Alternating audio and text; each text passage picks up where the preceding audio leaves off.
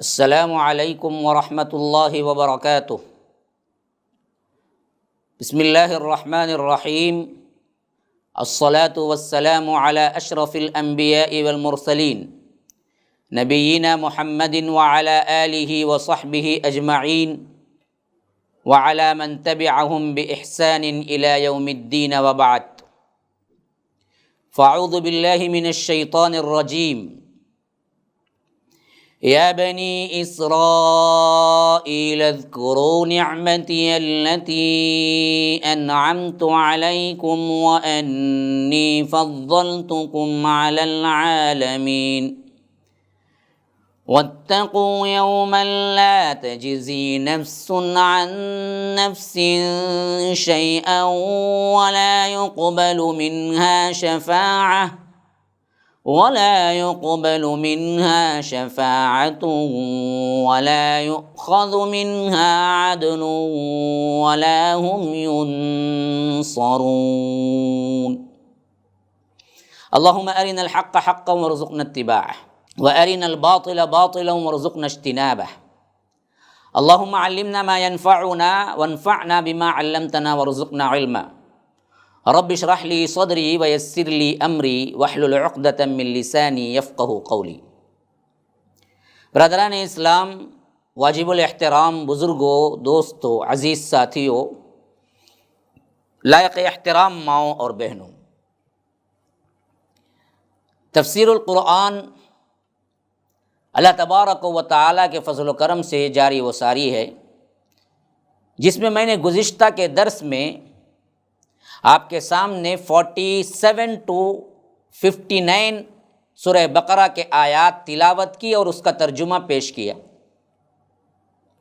آج کے اس درس میں میں نے صرف آپ کے سامنے 2 آیات تلاوت کی ہیں، جو کہ 47 اور 8 ہیں۔ ان 2 آیات کو خلاصے کی حیثیت سے پیش کرنا چاہتا ہوں، اور اس کے تشریح، اس کے لوازمات، اس کی افادیت، اس سلسلے میں اللہ تبارک و تعالیٰ نے ہمیں کیا نصیحت کی ہے، خاص ان 2 آیات آج کا موضوع بحث ہیں آپ کے سامنے۔ اللہ تبارک و تعالیٰ نعمتوں کو بیان کرنے کے بعد عذاب سے ڈرا رہا ہے۔ تم پر ہم نے نعمتیں کی، لیکن نعمتوں کے ساتھ شکر ادا کرنا سب سے اہم ترین بات ہے۔ اگر تم نعمتوں کو غلط طریقے سے مانو، غلط طریقے سے اپناؤ، نعمتوں کو پا کر اللہ سے روگردانی کرنے لگو، تکبر میں پڑ جاؤ، گناہوں میں پڑ جاؤ، تو پھر وہ نعمتیں تمہارے لیے سخت ترین عذاب کی شکل میں تبدیل ہو جاتی ہیں۔ اسی لیے فرمایا، یاد کرو نعمت کو، نعمتی التی انعمت علیکم، وہ نعمت جو ہم نے تم کو عطا کی تھی، اور سب سے بڑی بات یہ تھی کہ اس وقت کے تم سب سے اعلیٰ ترین قوم تھی، فضلتکم علی العالمین، لیکن تم نے ان انعامات کو پا کر اللہ تبارک و تعالیٰ کے نیک بندے، فرما بردار بندے، اپنے آپ کو اللہ کی عبادتوں میں مصروف کرنے والے بندے بننے کے بجائے تم نے نافرمانیاں اختیار کی، اور ان نعمتوں کے حوالے سے تم غلط فہمی اور بدعقیدگی کا شکار ہو گئے، اور کہنے لگے کہ ہمیں کیا ہے جی، ہم تو موسیٰ کے اولاد ہیں، موسیٰ کی قوم ہیں، ہم تو بڑے محبوب ہیں اللہ تبارک و تعالیٰ کے، اللہ ہمیں کیوں جہنم میں ڈالے گا؟ جیسا کہ دوسری جگہ پر لن تمسنا النار الا ایاما معدودا، ہمارے گناہوں کی وجہ سے اللہ ہمیں ہرگز بھی نہیں ڈالے گا، اگر ڈالے گا بھی تو بس سیر تفریح کرنے کے لیے، جہنم میں ہم 4-5 دن کے لیے جائیں گے۔ اللہ پوچھتا ہے قل اتخذتم عند اللہ عہدا، کیا اللہ نے کوئی اگریمنٹ تم سے تیار کر کے رکھ لی ہے کہ تمہیں جہنم میں نہیں ڈالے گا؟ جیسے آج لوگ کہتے ہیں نا، ہمارے سے بیعت کر لو بھائی، ہمارا پیر تمہیں کیا ہے سیدھا جنت لے جائے گا۔ قل ہاتوا برہانکم ان کنتم صادقین، ارے بدبختو، کوئی دستاویز بھی ہے، کوئی اگریمنٹ بھی ہے کہ فلاں کے مرید بن جاؤ تو تمہیں کیا ہے اللہ تعالیٰ جہنم میں نہیں ڈالے گا؟ یہی چکما تھا، یہی دھوکہ تھا ہمیشہ جو امت برباد ہوئی۔ تو فرمایا نعمتوں کو بیان کرنے کے بعد عذاب یہ ڈرا رہا ہے اللہ تبارک و تعالی کہ اصل میں کسی نسبت کام نہیں آتی جب تک کہ عمل اور توحید نہ ہو. تم مشرک بن جاؤ، تم ولی صالحین کو پوجنے لگو، تم گنہگار بن جاؤ، پھر تمہیں نسبتیں کام دیں گی؟ نہیں، نسبتوں کا کوئی وہاں پر حساب نہیں ہوگا. اسی لیے آپ دیکھیے فاطر سورہ نمبر 35 آیت نمبر 18 میں فرمایا وَلَا تَزِرُ وَازِرَةٌ وِزْرَ أُخْرَى. دیکھو، یعنی کسی کا بوجھ کسی پر نہیں پڑے گا، کوئی نہیں اٹھائے گا. تم نے گناہ کیا، سزا تم کو، تم نے نیکی کی، ثواب بھی تم کو. باپ کہہ رہا ہے کہ اللہ میں بڑا نیک تھا، میرا بچہ کیا ہے آج جہنم جا رہا ہے، ذرا تھوڑے سے نیکیاں اٹھا کے اسے دے دو. نہیں، باپ نہیں دے سکے گا. ہاں، وہاں تو بھاگے گا الٹا. ہاں، وہ دن تو ایسا دن ہوگا نا جی، جس کے بارے میں رب کہتا ہے یومئذ شأن یغنی. ہر کوئی ایک دوسرے سے کیا ہے، جان کے پہچان کے بھاگے گا، بغیر پہچان کے نہیں، جان لے گا پھر بھاگے گا. جیسے رب العالمین سورہ عبس کے آخری میں فرماتا ہے فَإِذَا جَاءَتِ الصَّاخَّةُ، وہ کان پھاڑ دینے والی آواز جب سور کی آئے گی، یوم یفر المرء من اخیہ، بھائی بھائی سے بھاگے گا، وامہ وابیہ، ماں سے باپ سے بھاگے گا، وصاحبتہ وبنیہ، بیوی بچوں سے بھاگے گا. لکل امرئ منہم یومئذ شأن یغنیہ، ہر کوئی پریشان حال بھاگ رہا ہوگا، کوئی کسی کی مدد کرنے کے لیے تیار نہیں ہوگا. وہاں پر کہاں کی کیا ہے تمہارے لیے فدیہ بھی، کوئی کیا ہے تمہیں چھڑانے کے لیے آئے گا. صاف کہہ دیا سورہ عبس سورہ نمبر 80 آیت نمبر 37 لکل امرئ منہم یومئذ شأن یغنیہ. کوئی نہیں ہوگا. باپ بیٹا کام نہیں آئے گا، بیٹا باپ نہیں کام آئے گا، بیٹی ماں کام نہیں آئے گی، ماں بیٹی کام نہیں آئے گی، پھر کون آئے گا؟ تو فرمایا کہ ولا يقبل منها شفاعة ولا يؤخذ منها عدل ولا هم ينصرون. کسی کافر کی کوئی سفارش بھی قبول نہیں کی جائے گی، اور کافر کے سلسلے میں کوئی کرے گا وہ بھی نہیں قبول کی جائے گی. اور اسی طرح اہل جہنم کا یہ مقولہ بھی قرآن میں ذکر ہوا ہے کہ وہ لوگ اسی وقت کہنے لگیں گے کہ افسوس، آج ہمارا نہ کوئی سفارشی ہے نہ کوئی دوست ہے.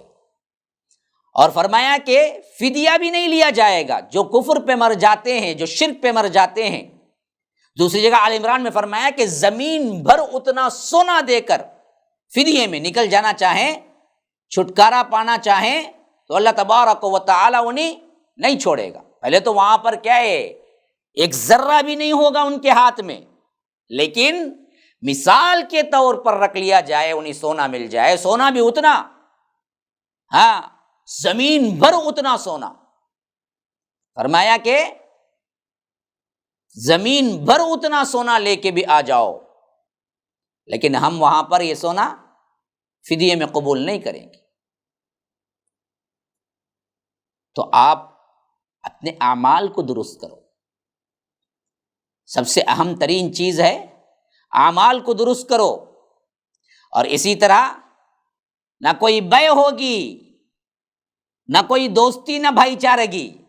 جیسے فرمایا سورہ ابراہیم کے اندر لا بیع فیہ ولا خلال، وہاں پر نہ کوئی بھائی چارگی ہوگی، نہ وہاں پر بے ہوگی، تجارت ہوگی کہ تم کچھ دے کر کیا ہے اپنے آپ کو چھڑا لو. عدل، یہاں پر عدل کا لفظ استعمال ہوا ہے جو بڑا غور کرنے کا ہے. بدلے، عدل کا معنی یہاں پر ہے بدلے کے. ایک عدل وہ ہے جو ہمارے ہاں مشہور ہے عدل و انصاف، لیکن یہاں جو عدل آیا ہے شفاعت ولا یؤخذ منها عدل، نہیں لیا جائے گا. اخذ کا مطلب لینا ہے، یؤخذ منها عدل کا مطلب ہے اس سے کوئی بدلہ نہیں لیا جائے گا فدیے میں. تو صاف طور پر معلوم ہو رہا ہے کہ تم اپنے گناہوں کے عوض کچھ بھی دو، پہلے تو دینے میں کچھ نہیں ہوگا وہاں پر، پھر بھی اصل میں اگر ولو بالفرض رکھ لیا جائے تو بھی کیا ہے، فدیے میں قبول نہیں کیا جائے گا۔ اور صحیح ترین قول یہی ہے، اللہ کے رسول صلی اللہ علیہ وسلم سے پوچھا گیا یا رسول اللہ عدل کا معنی کیا ہے؟ آپ نے فرمایا فدیہ۔ فدیے میں جیسے کیا ہے، تاوان میں دیتے ہیں، فدیہ دیتے ہیں، ان کی مدد بھی نہ کی جائے گی، نہ کوئی حمایتی ہوگا۔ یہ فرمایا کہ وَلَا هُمْ يُنصَرُونَ، کہتے ہیں نا فلاں آئیں گے جی ہمیں مدد کر لے، فلاں کا دامن پکڑ لو، ارے سب ننگے اٹھیں گے، کس کا دامن پکڑیں گے؟ دامن رہے گا تو نہ پکڑیں گے، حفاتن عراتن غرلن۔ فرمایا کہ وہاں جو اٹھے گا کیسے اٹھیں گے؟ ننگا پاؤں، ننگا بدن، جیسے ماں کے پیٹ سے نکلتا ہے ویسے ہی قبر کے پیٹ سے نکلے گا، کوئی حمایتی نہیں ہوگا، خرابتیں منقطع ہو جائیں گی، کوئی کسی کو پہچانے گا نہیں، کوئی عہدہ نہیں چلے گا، جاہ و حشم کسی کے پاس نہیں ہوگا، کسی کے دل کے اندر ان کے لیے رحم نہ ہوگا، نہ خود ان کے اندر کوئی قوت ہوگی۔ جیسے اور جگہ فرما وَهُوَ يُجِيرُ وَلَا يُجَارُ عَلَيْهِ، وہ پناہ دیتا ہے اور اس کی پکڑ سے نجات دلانے والا کوئی نہیں ہے، وہ سب کو پناہ دے گا لیکن اس سے کوئی چھڑانے والا وَلَا يُجَارُ عَلَيْهِ۔ اور اسی طرح اللہ تبارک و تعالی فرما رہا ہے، اللہ تبارک و تعالی کا سا کوئی عذاب تمہیں دینے والا آج ہے، نہ اسی سے تمہیں چھٹکارا دلانے والا کوئی ہے، اسی کی قید میں پڑے رہنا ہے۔ مالکم لا تناصرون بل ہم اليوم مستسلمون، تم آج کیوں ایک دوسرے کی مدد نہیں کرتے؟ وہاں کہا جائے گا ہاں یا غوث مدد یا قادر، کہتے ہیں نا، وہاں پوچھا جائے گا مالکم لا تناصرون، تم آج کیوں ایک دوسرے کی مدد نہیں کر رہے ہو؟ بل ہم اليوم مستسلمون، بلکہ وہ سب کے سب آج گردنیں جھکائے تابع فرمان بندے بنے ہو کے کھڑے ہوئے ہیں۔ عبد القادر جیلانی بھی ویسے ہی کھڑے ہوں گے، کالے شاہ ولی بھی کھڑے ہوں گے، موسیٰ شاہ قادری بھی کھڑے ہوں گے، انبیاء بھی ویسے ہی کھڑے ہوں گے۔ ہاں انبیاء کا وہ حال ہوگا تو پھر کیا ہے جی، امت کا کوئی دوسرا کیا کر سکے گا؟ یہ جھانسے میں نہ رہو، دھوکے میں نہ رہو، فلاں بچا لیں گے، فلاں کر لیں گے، نہیں، کوئی نہیں، کوئی تمہاری مدد کو نہیں آئے گا۔ فلولا نصرهم الذين اتخذوا من دون الله قربانا آلهة بل ضلوا عنهم وذلك افكهم۔ فرمایا سورہ احقاف میں، اللہ کے نزدیکی کے لیے وہ اللہ کے سوا جن کی پوجا پاٹ کرتے تھے، آج وہ معبود اپنے عابدوں کی مدد کیوں نہیں کر رہے ہیں، بلکہ وہ تو غائب ہو گئے ہیں۔ اللہ تبارک و تعالی وہاں پوچھے گا فلولا نصرهم الذين اتخذوا من دون الله قربانا آلهة، کہاں گئے؟ وہ سب جھوٹ ہو گئے، سب غائب ہو گئے، محبتیں فنا ہو گئی، رشتے کٹ گئے، رشوتیں ہوا ہو گئی، شفاعتیں مٹ گئی، آپس کی امداد و نصرت نابود ہو گئی۔ اب معاملہ اس عادل حاکم جبار و قہار رب العالمین مالک الملک کے پاس ہے، جس کے ہاں سفارشی اور مددگار کی مدد کچھ کام نہیں آئے گی، بلکہ اپنے تمام برائیوں کا بدلہ بھگتنا پڑے گا۔ ہاں یہ اس کی کمال بندہ پروری اور رحم و کرم، انعام و اکرام ہے کہ گناہ کا بدلہ برابر برابر دے گا، نیکی کا بدلہ بھی اس کے بالکل برابر بلکہ 10 گنا تک بڑھائے گا، لیکن برائی کو کبھی نہیں بڑھائے گا۔ یہ اس کا رحم ہے، اس کے بندوں کے اوپر اس کا رحم ہے کہ برائی کا بدلہ صرف برائی دے گا۔ من جاء بالحسنہ فلہ عشر امثالھا ومن جاء بالسیئہ فلا یجزی الا مثلھا۔ یا رب، یا اللہ تیری حمد بیان کرتے ہیں ہم، تیری حمد ہے، تیری رحمت چاہتے ہیں، تیرے عذاب سے پناہ مانگتے ہیں۔ فرمایا کہ جو لے کے آئے گا حسنہ نیکی فلہ عشر امثالھا، ہم چاہیں تو اسے 10 نیکی بنا دیں، ایک نیکی کو 10 بنائیں گے، لیکن ہمارا رحم، کرم، انعام، اکرام، احسان بندے کے ساتھ اتنا اونچا ہے، بدی کو ہم بڑا چڑھا کر نہیں دیں گے۔ ومن جاء بالسیئۃ فلا یجزی الا مثلھا، ہم اس کو وہی دیں گے جو اس کے برابر کا ہوگا، بس اس سے بڑھ کر نہیں دیں گے، اسے جتنا اس نے برائی کی ہے اتنا ہی دیں گے، اسے 10 گنا بڑھا کر نہیں دیں گے، ہاں نیکی کو ہم بڑھا کر دیں گے۔ دوسری جگہ کہیں قرآن انہی مناظر کو کھینچتے ہوئے کہہ رہا ہے وقفوہم انہم مسئولون ما لکم لا تناصرون، انہی آیات کے اوپر سورہ صافات میں فرمایا کھڑاؤ ہی نہیں، رکاؤ، جب جہنم کے لیے پھینکے جا رہے ہوں گے، داروغہ جہنم انہیں لے جا رہا ہوگا، جنہوں نے کیا ہے نسبتوں پہ تکیہ کر کے بیٹھ گئے، اعمال کو چھوڑ دیا، شرک بت پرستی میں مبتلا ہو گئے، بزرگ پرستی، درگاہ پرستی ان کے لیے کیا نس نس میں بس گئی، تو اللہ کہتا ہے کہ وقفوہم، ارے ان کو کھڑاؤ ذرا، انہم مسئولون، ان سے تو سوال کیا جانا ہے، ان سے پوچھا جانا ہے آج کہاں گئے جی وہ جن کو تم پکارا کرتے تھے، تکیہ کر کے بیٹھے ہوئے تھے، یہ بچا لیں گے، فلاں کر لیں گے، فلاں ہو جائے گا، کیا ہوا آج؟ سب ہوا ہو گئے، اپنے آپ کو بچانے کی فکر میں لگے ہوئے، نفسا نفسی میں مشغول ہو گئے ہیں، بلکہ سر جھکائے ہمارے تو کیا ہے تابع فرمان بندے بنے ہوئے ہیں،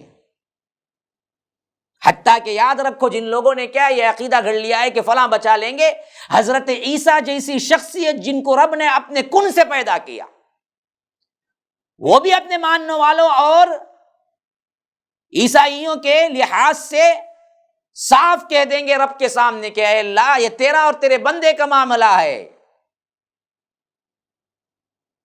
وہاں پر وہ خود نہیں مدد کر سکیں گے، وہ نبی، وہ رسول جن کو اللہ تبارک و تعالی نے لفظ کن سے پیدا کیا، یا رب ان کی فضیلتیں کیا ہیں، اللہ نے انہیں ایسے ایسے معجزات دیے جو کسی اور نبی کو ہمیں دکھنے میں نظر نہیں آتے،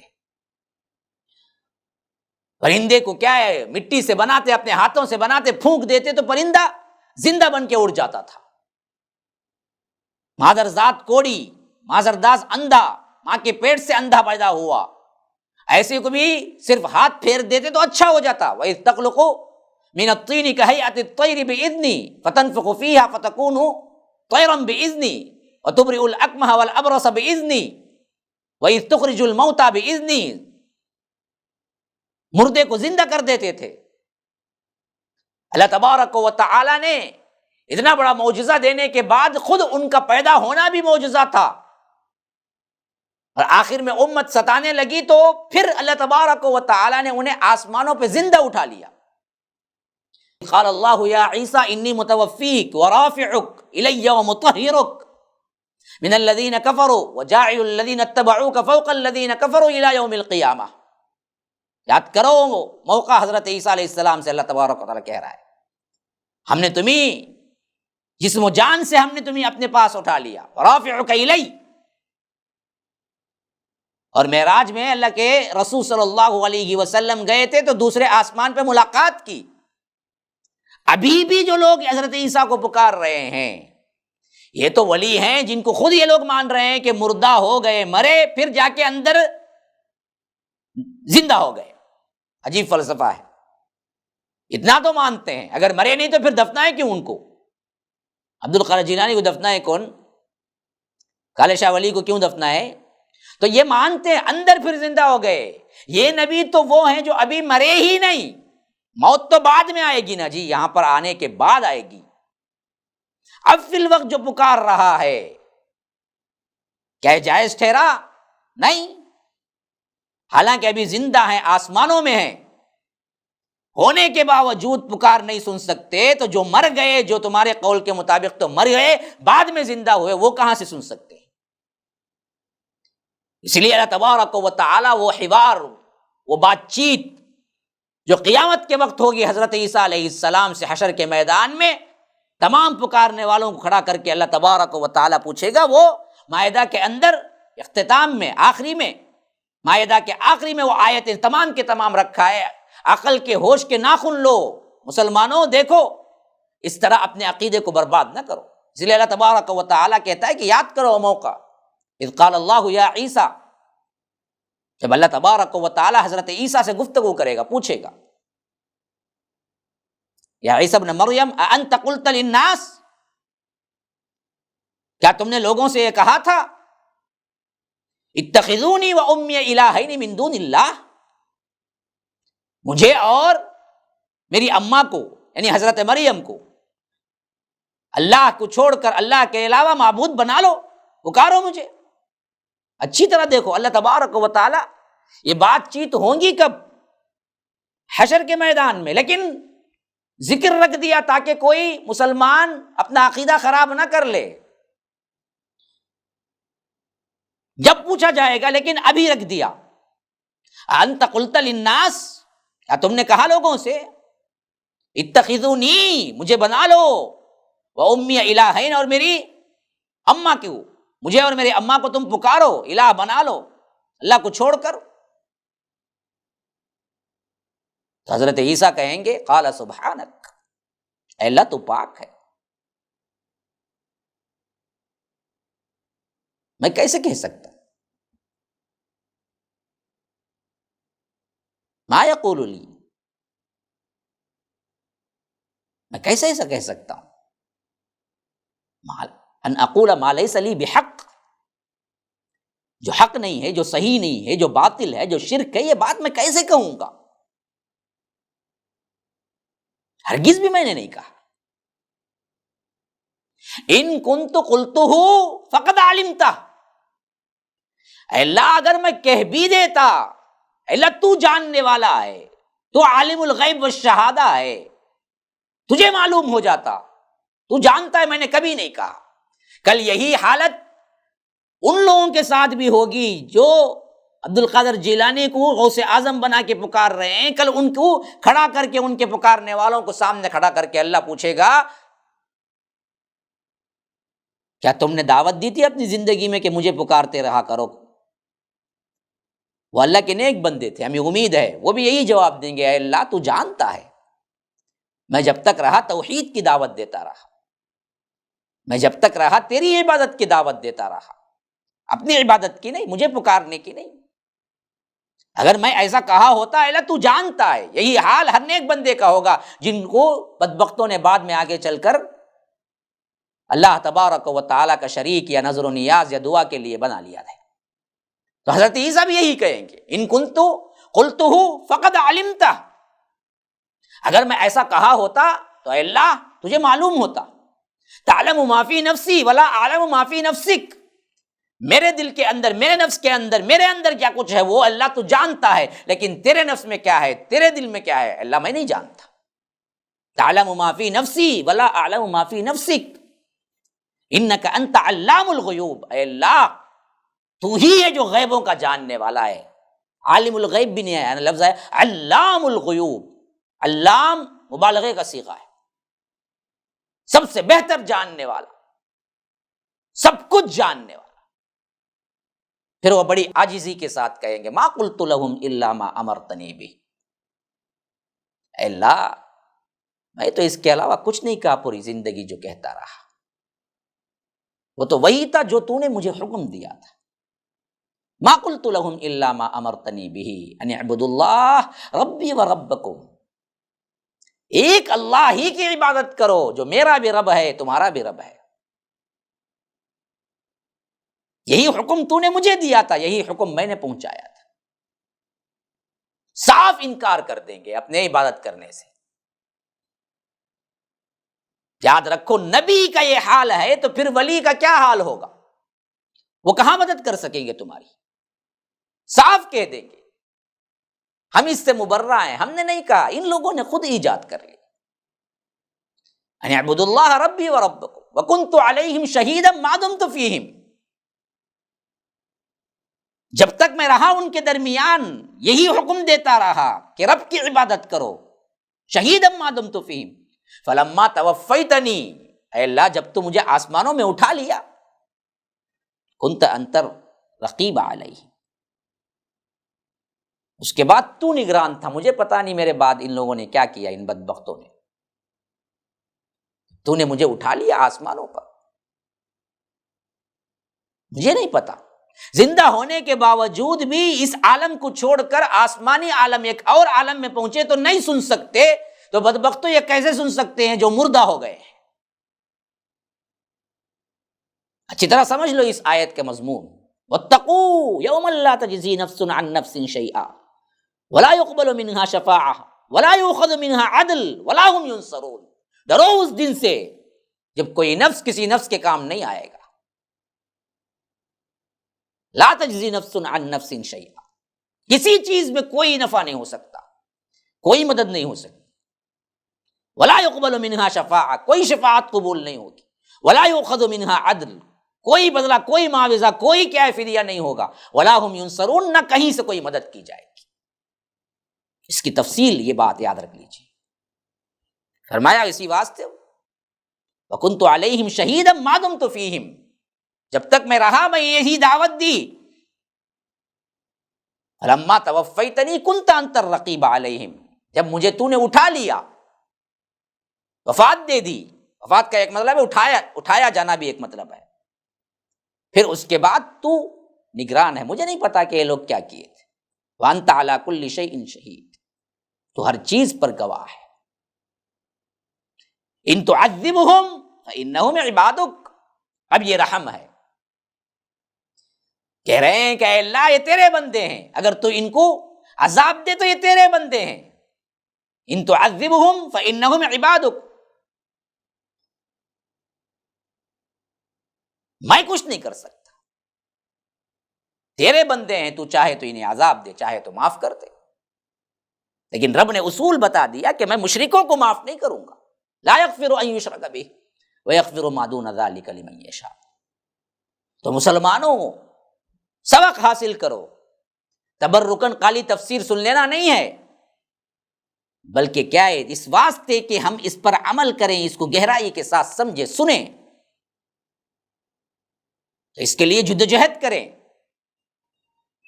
تو ان دو آیات میں ایک طرف فضیلت، ایک طرف انعامات کی بارش ذکر کرنے کے بعد فوری طور پر ڈرانے کا جو اسلوب ہے وہ اس واسطے ہے کہ ہمیشہ امتوں میں یہی دو چیزیں تھیں جو ان کو برباد کی، اللہ نے فضل و اکرام ہمیں بھی بہت دیا،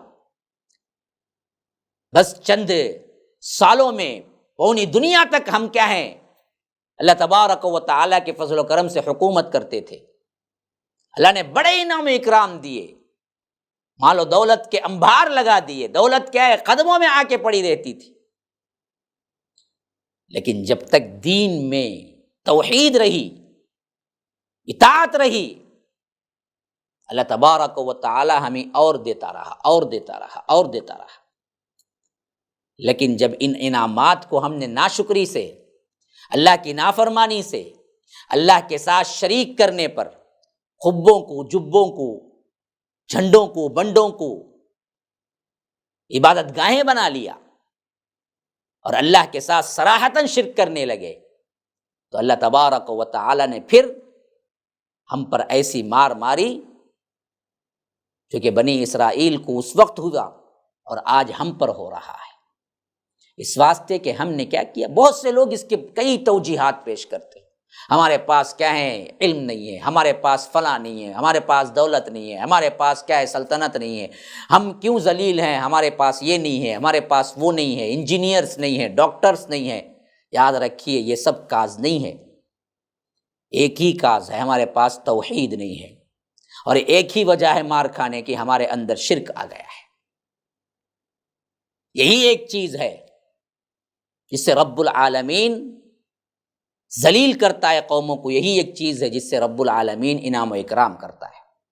جو انعام و اکرام ہوئے اس حیثیت سے اپنے آپ کو تبدیل کرو، اپنے آپ کو بدلو، اطاعت میں لگو، شرک کو چھوڑو، توحید خالص پہ آؤ، اللہ اور اس کا رسول جو کہہ رہا ہے اسے مان لو، ہیلے بہانے نہ بناؤ، عمل کرو جتنا ہو سکے، لیکن عقیدہ مضبوط رکھو سب سے پہلے، ان انعام و اکرام کا شکر ادا کرو، اللہ پھر دے گا۔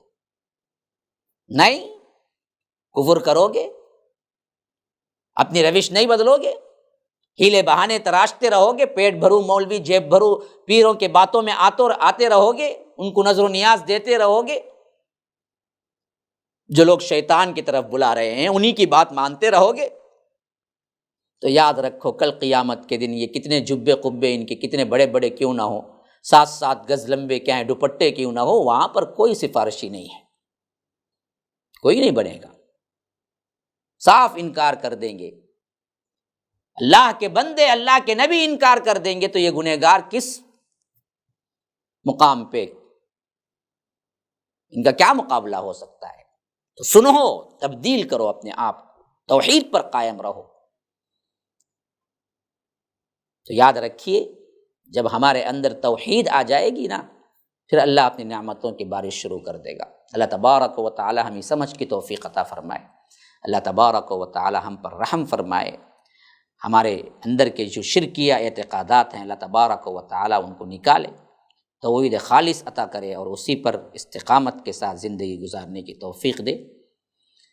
انشاءاللہ اگلے ایپیسوڈ میں اس کے بعد کے آیات کے تفاسیر آپ کے سامنے پیش کی جائے گی، تب تک کے لیے اجازت دیجیے۔ ھذا وباللہ التوفیق وصلی اللہ وسلم علی نبینا محمد۔ اسأل اللہ لی ولکم ولسائر المسلمین من کل ذنب فاستغفروہ انہ هو الغفور الرحیم۔ السلام علیکم ورحمۃ اللہ وبرکاتہ۔ MSLI TV، رہنمائی بدلتی دنیا کے لیے۔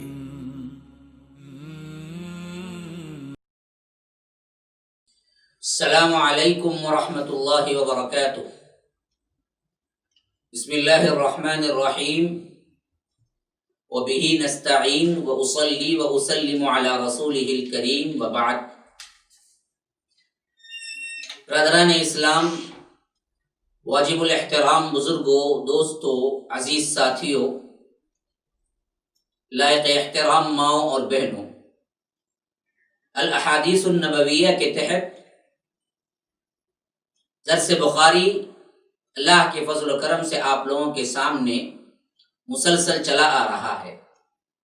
گزشتہ کے درس میں ہم نے حدیث نمبر 10 جو کہ کتاب کے اعتبار سے 3ویں حدیث تھی ہم نے پڑھی، بغیر کسی تمہید کے، کیونکہ تسلسل کے ساتھ دوسری حدیث جو آ رہی ہے آج ہم پڑھ رہے ہیں وہ بھی معنوی اعتبار سے وہی ہے، تو ہم پہلے احادیث کو پڑھ لیں گے، پھر انشاءاللہ جہاں تشریح کی ضرورت ہے وہ میں کوشش کروں گا کہ حتی الامکان مختصر سے وقت میں ادا ہو جائے۔ پھر اس کے بعد امام بخاری رحمہ اللہ نے جو باب ہم نے اوپر پڑھا، اس باب کا نام تھا کہ المسلم من سلم المسلمون من لسانہ ویدہ، اور حدیث نمبر 10 تھی۔ اب دوسری حدیث سند تو دوسری ہے لیکن معنوی اعتبار سے حدیث وہی ہے، تو اس واسطے امام بخاری رحمہ اللہ نے صرف اس حدیث کے ٹکڑے کو ہی باب بناتے ہوئے ای الاسلام افضل، اس بیان میں کہ کون سا اسلام افضل ہے، یعنی اسلام میں کون سی چیز سب سے افضل ہے، اس باب کے تحت حدیث نمبر 11 جو لا رہے ہیں وہ کچھ یوں ہے کہ حدثنا سعید بن یحییٰ، حدثنا سعید بن یحییٰ بن سعید القرشی قال حدثنا ابی قال حدثنا ابو بردہ ابن عبد اللہ ابن ابی بردہ عن ابی بردہ عن ابی موسیٰ قال قالوا یا رسول اللہ ای الاسلام افضل قال من سلم المسلمون من لسانہ ویدہ۔ دیکھیے یہ سند الگ ہے، لیکن بات وہی ہے، لیکن اس میں ایک بات وہ اضافی چیز ہے جو سوال کے طور پر صحابی کر رہے ہیں۔ تو اس حدیث کا ترجمہ یوں ہے کہ ہم کو سعید ابن یحییٰ بن سعید اموی قرشی یہ حدیث سنائی، انہوں نے اس حدیث کو اپنے والد سے نقل کیا، اور انہوں نے ابو بردہ بن عبداللہ بن ابی بردہ ان سے، انہوں نے ابو موسیٰ سے، وہ کہتے ہیں کہ لوگوں نے پوچھا یا رسول اللہ کون سا اسلام افضل ہے؟ تو اللہ کے رسول صلی اللہ علیہ وسلم نے فرمایا کہ وہ جس کے ماننے والے مسلمانوں کی زبان سے سارے مسلمان سلامتی میں ہوں، یعنی وہ مسلمان، وہ ماننے والے مسلمان کون سے؟ جن کے زبان اور ہاتھ سے، جو اوپر آیا ہے وہی لفظ، زبان اور ہاتھ سے دوسرے مسلمان محفوظ رہیں۔ تو یہاں پر اس بات کو نوٹ کیجیے، اوپر میں اللہ کے رسول صلی اللہ علیہ وسلم کا ڈائریکٹ فرمان تھا، اس حدیث میں یہ چیز زائد ہے کہ صحابہ نے پوچھا ای الاسلام، معلوم ہوا کہ صحابہ اخلاق حمیدہ کے حریص تھے، صحابہ پوچھ پوچھ کے اخلاقیات کو سیکھتے تھے، صحابہ اپنی زندگی کو سدھارنے کے لیے اللہ کے رسول صلی اللہ علیہ وسلم سے سوال کر کر کے سیکھتے تھے۔ تو اس واسطے ہی کہا کہ ای الاسلام افضل، کون سا اسلام بہتر ہے؟ تو اللہ کے رسول صلی اللہ علیہ وسلم نے فرمایا من سلم المسلمون من لسانہ و یدہ، جو دوسرے مسلمانوں سے ایسا چلے، ایسی زندگی رہے اس کی کہ اس کی زبان اور اس سے ہاتھ اس سے محفوظ ہو جائیں دوسرے مسلمان۔ من سلم المسلمون من لسانہ و یدہ، اس کے ہاتھ اور زبان سے مسلمان محفوظ ہو جائیں۔ بس یہ مختصر سی تشریح فرمائی سب سے افضل اسلام کے لیے۔ معلوم ہو گیا اخلاقیات میں زبان اور ہاتھ اور اس سے ایذا دینا یا اس کے ذریعے سے گناہ یا برائی کرنا، یاد رکھو یہ بہت بڑا گناہ ہے اور اس کی اہمیت اسلام میں بہت ہے۔ تو اس کی تشریح میں نے گزشتہ کے ایپیسوڈ میں آپ کے سامنے تفصیلاً کر دیا تھا، اس واسطے حدیث ہم نے پڑھ لی، درس بخاری ہے تو جتنے بار ریپیٹڈ حدیث آئے گی وہ بھی ہم پڑھیں گے، تو اس واسطے ہم نے پڑھ لی۔ اب انشاءاللہ ہم اگلے باب کی طرف بڑھتے ہیں، اطعام الطعام من الاسلام۔ امام بخاری رحمہ اللہ باب باندھتے ہیں اس حدیث کو لانے سے پہلے، یعنی 12ویں حدیث لانے سے پہلے باب ہے اس بیان میں کہ بھوکے اور ناداروں کو کھانا کھلانا اسلام میں داخل ہے۔ یہ باب باندھا ہے امام بخاری رحمہ اللہ نے کہ اسلام میں داخل ہے کھانا کھلانا، بھوکوں کو کھانا کھلانا خود اسلام میں داخل ہے۔ خالی اسلام کی 5 بنیادیں اس کو سمجھ کر مکمل اسلام سمجھ لینا غلطی ہے۔ مرجئہ کی بھی تردید کرتے ہوئے فرما رہے ہیں کہ اسلام میں داخل ہے ایک نیک کام کرنا جو کھانا کھلانا ہے، یہ معمولی نیکی نہیں ہے، یہ اسلام میں داخل ہے۔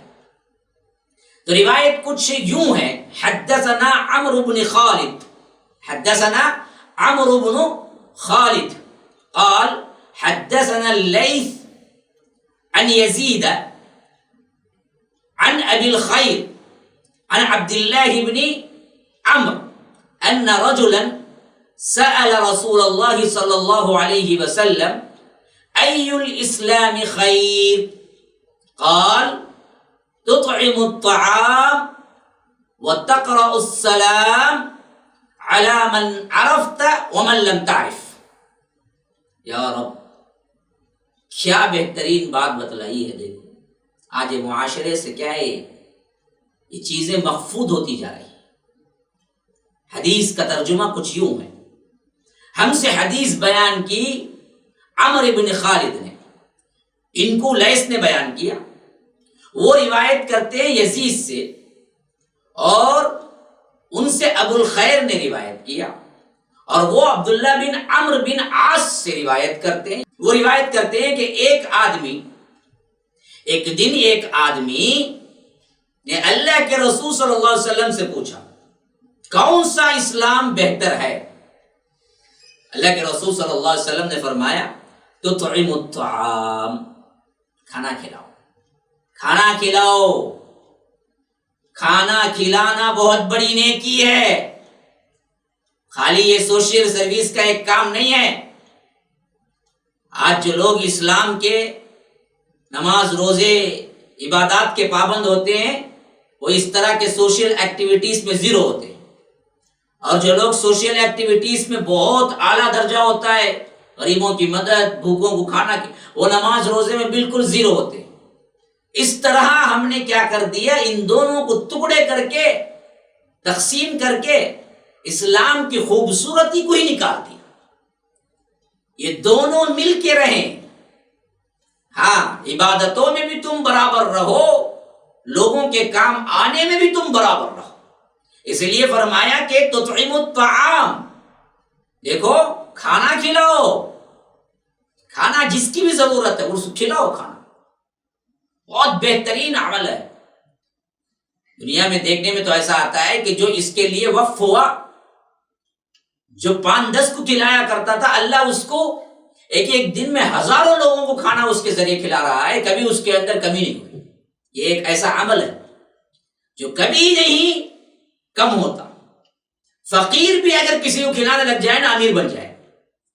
میں تو کہتا ہوں امیر بننے کا نسخہ اگر لینا چاہتے ہو بلا کسی معاوضے کے، میں آپ کو دے رہا ہوں۔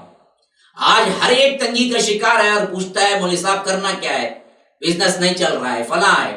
کرونا وائرس کے بعد تو مندی بہت چل رہی ہے، ہر کوئی پریشان ہے، 10-20 ہزار کمانے والے بھی پریشان ہیں، 1,00,000-2 لاکھ کمانے والا بھی پریشان ہے۔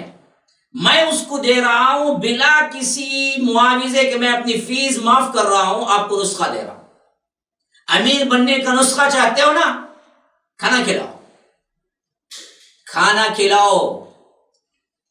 یاد رکھو کبھی تم فقیر نہیں رہو گے۔ میں تو کہتا ہوں نا، فقیر بھی شروع کر دے کھانا کھلانا تو امیر بن جائے گا۔ تو اس لیے فرمایا کہ تم کھانا کھلاؤ، اور فرمایا کہ وَتَقْرَأُ السَّلَامَ عَلَى مَنْ عَرَفْتَ وَمَنْ لَمْ تَعْرِفْ، اور سلام کو پہنچاؤ، سلام کو پہنچاؤ، سلام کرو اس کو بھی جس کو تم پہچانتے ہو، اور اس کو بھی جس کو نہیں پہچانتے۔ جس کو پہچانو، جس کو نہ پہچانو، سب کو سلام کرو۔ معلوم کیا ہوا؟ ہر مسلمان کو سلام کرو۔ دیکھ کے پہلے ہمارے معاشرے میں کیا ہے، وہ تولتا ہے، اسے سلام کرے جا کہ نہیں کی، انہیں مجھے جواب دیں گا کہ نہیں کی، اس سے کبھی جھگڑا ہوا ہی نہیں، اسے میں پسند کرتا ہوں نہیں۔ 1000 قسم کے حسابات لگا کہ کیا ہے، سلام کرنے میں کیا ہے آگے بڑھتا ہے، ورنہ تو سلام ہی نہیں کرتا، سامنے سے گزرتا ہے کیا ہے سر پھیلا لیتا ہے، سر کیا ہے دوسری طرف موڑ کے گزر جاتا ہے۔ اور اس میں بیوٹی دیکھیے، اللہ کے رسول صلی اللہ علیہ وسلم نے تطعم الطعام فرمایا، تأکل الطعام نہیں فرمایا۔ اس میں بڑا فرق ہے۔ دیکھیے، کھلانا اکل یأکل سے تأکل بھی آتا ہے، لیکن تأکل کا لفظ استعمال نہیں کیا، بلکہ فرمایا کہ تطعم الطعام، اس لیے کہ اطعام میں کھانا کھلانا، پانی پلانا، کسی چیز کا چھکانا اور کسی چیز کی ضیافت کرنا، اس کے علاوہ بطور عطا بخشش سب کچھ داخل ہے۔ تأکل میں صرف کھانا کھلانا ہے۔ یا رب، کیا الفاظ اللہ کے رسول صلی اللہ علیہ وسلم نے استعمال کیے، دیکھیے، یعنی اکل ایک صیغہ ہے جس کا معنی ہے کھانا کھانا۔ ہاں، اگر یہاں پر تطعم کی بجائے تأکل آتا تو اس میں معنی کی محدودیت آتی ہے، یعنی صرف کھانا کھلاؤ۔ تطعم میں معنی بہت وسیع ہو جاتا ہے، تطعم کے اندر کھانا کھلانا بھی ہے، پانی پلانا بھی ہے، یعنی کسی کے پاس کھانا کھلانے کی سکت نہیں تو پانی تو پلاؤ جی، کم از کم پیاسے کو پانی پلاؤ، یا کوئی پانی مانگ رہا ہے اس کو پانی دے دو، یہ بھی کھانا کھلانے میں آتا ہے، تمہارے پاس اتنی سکت نہیں ہے۔ اسی طرح کوئی تھوڑی سی چیز کا چکانا، کوئی مٹھائی لایا، سب کچھ چکایا، چھوٹا چھوٹا ٹکڑا دے، یہ بھی کیا ہے؟ اطعام کی ایک شکل ہے۔ اور اسی طرح معزز لوگ ہیں، ان کو فقیری تو نہیں کی جا سکتی نا جی، ان کو بلائیں گے تو ہم ضیافت کریں گے، یہ بھی ایک طرح کی خیر خواہی ہے، تو تطعیم الطعام کا ہی ہے ایک شعبہ۔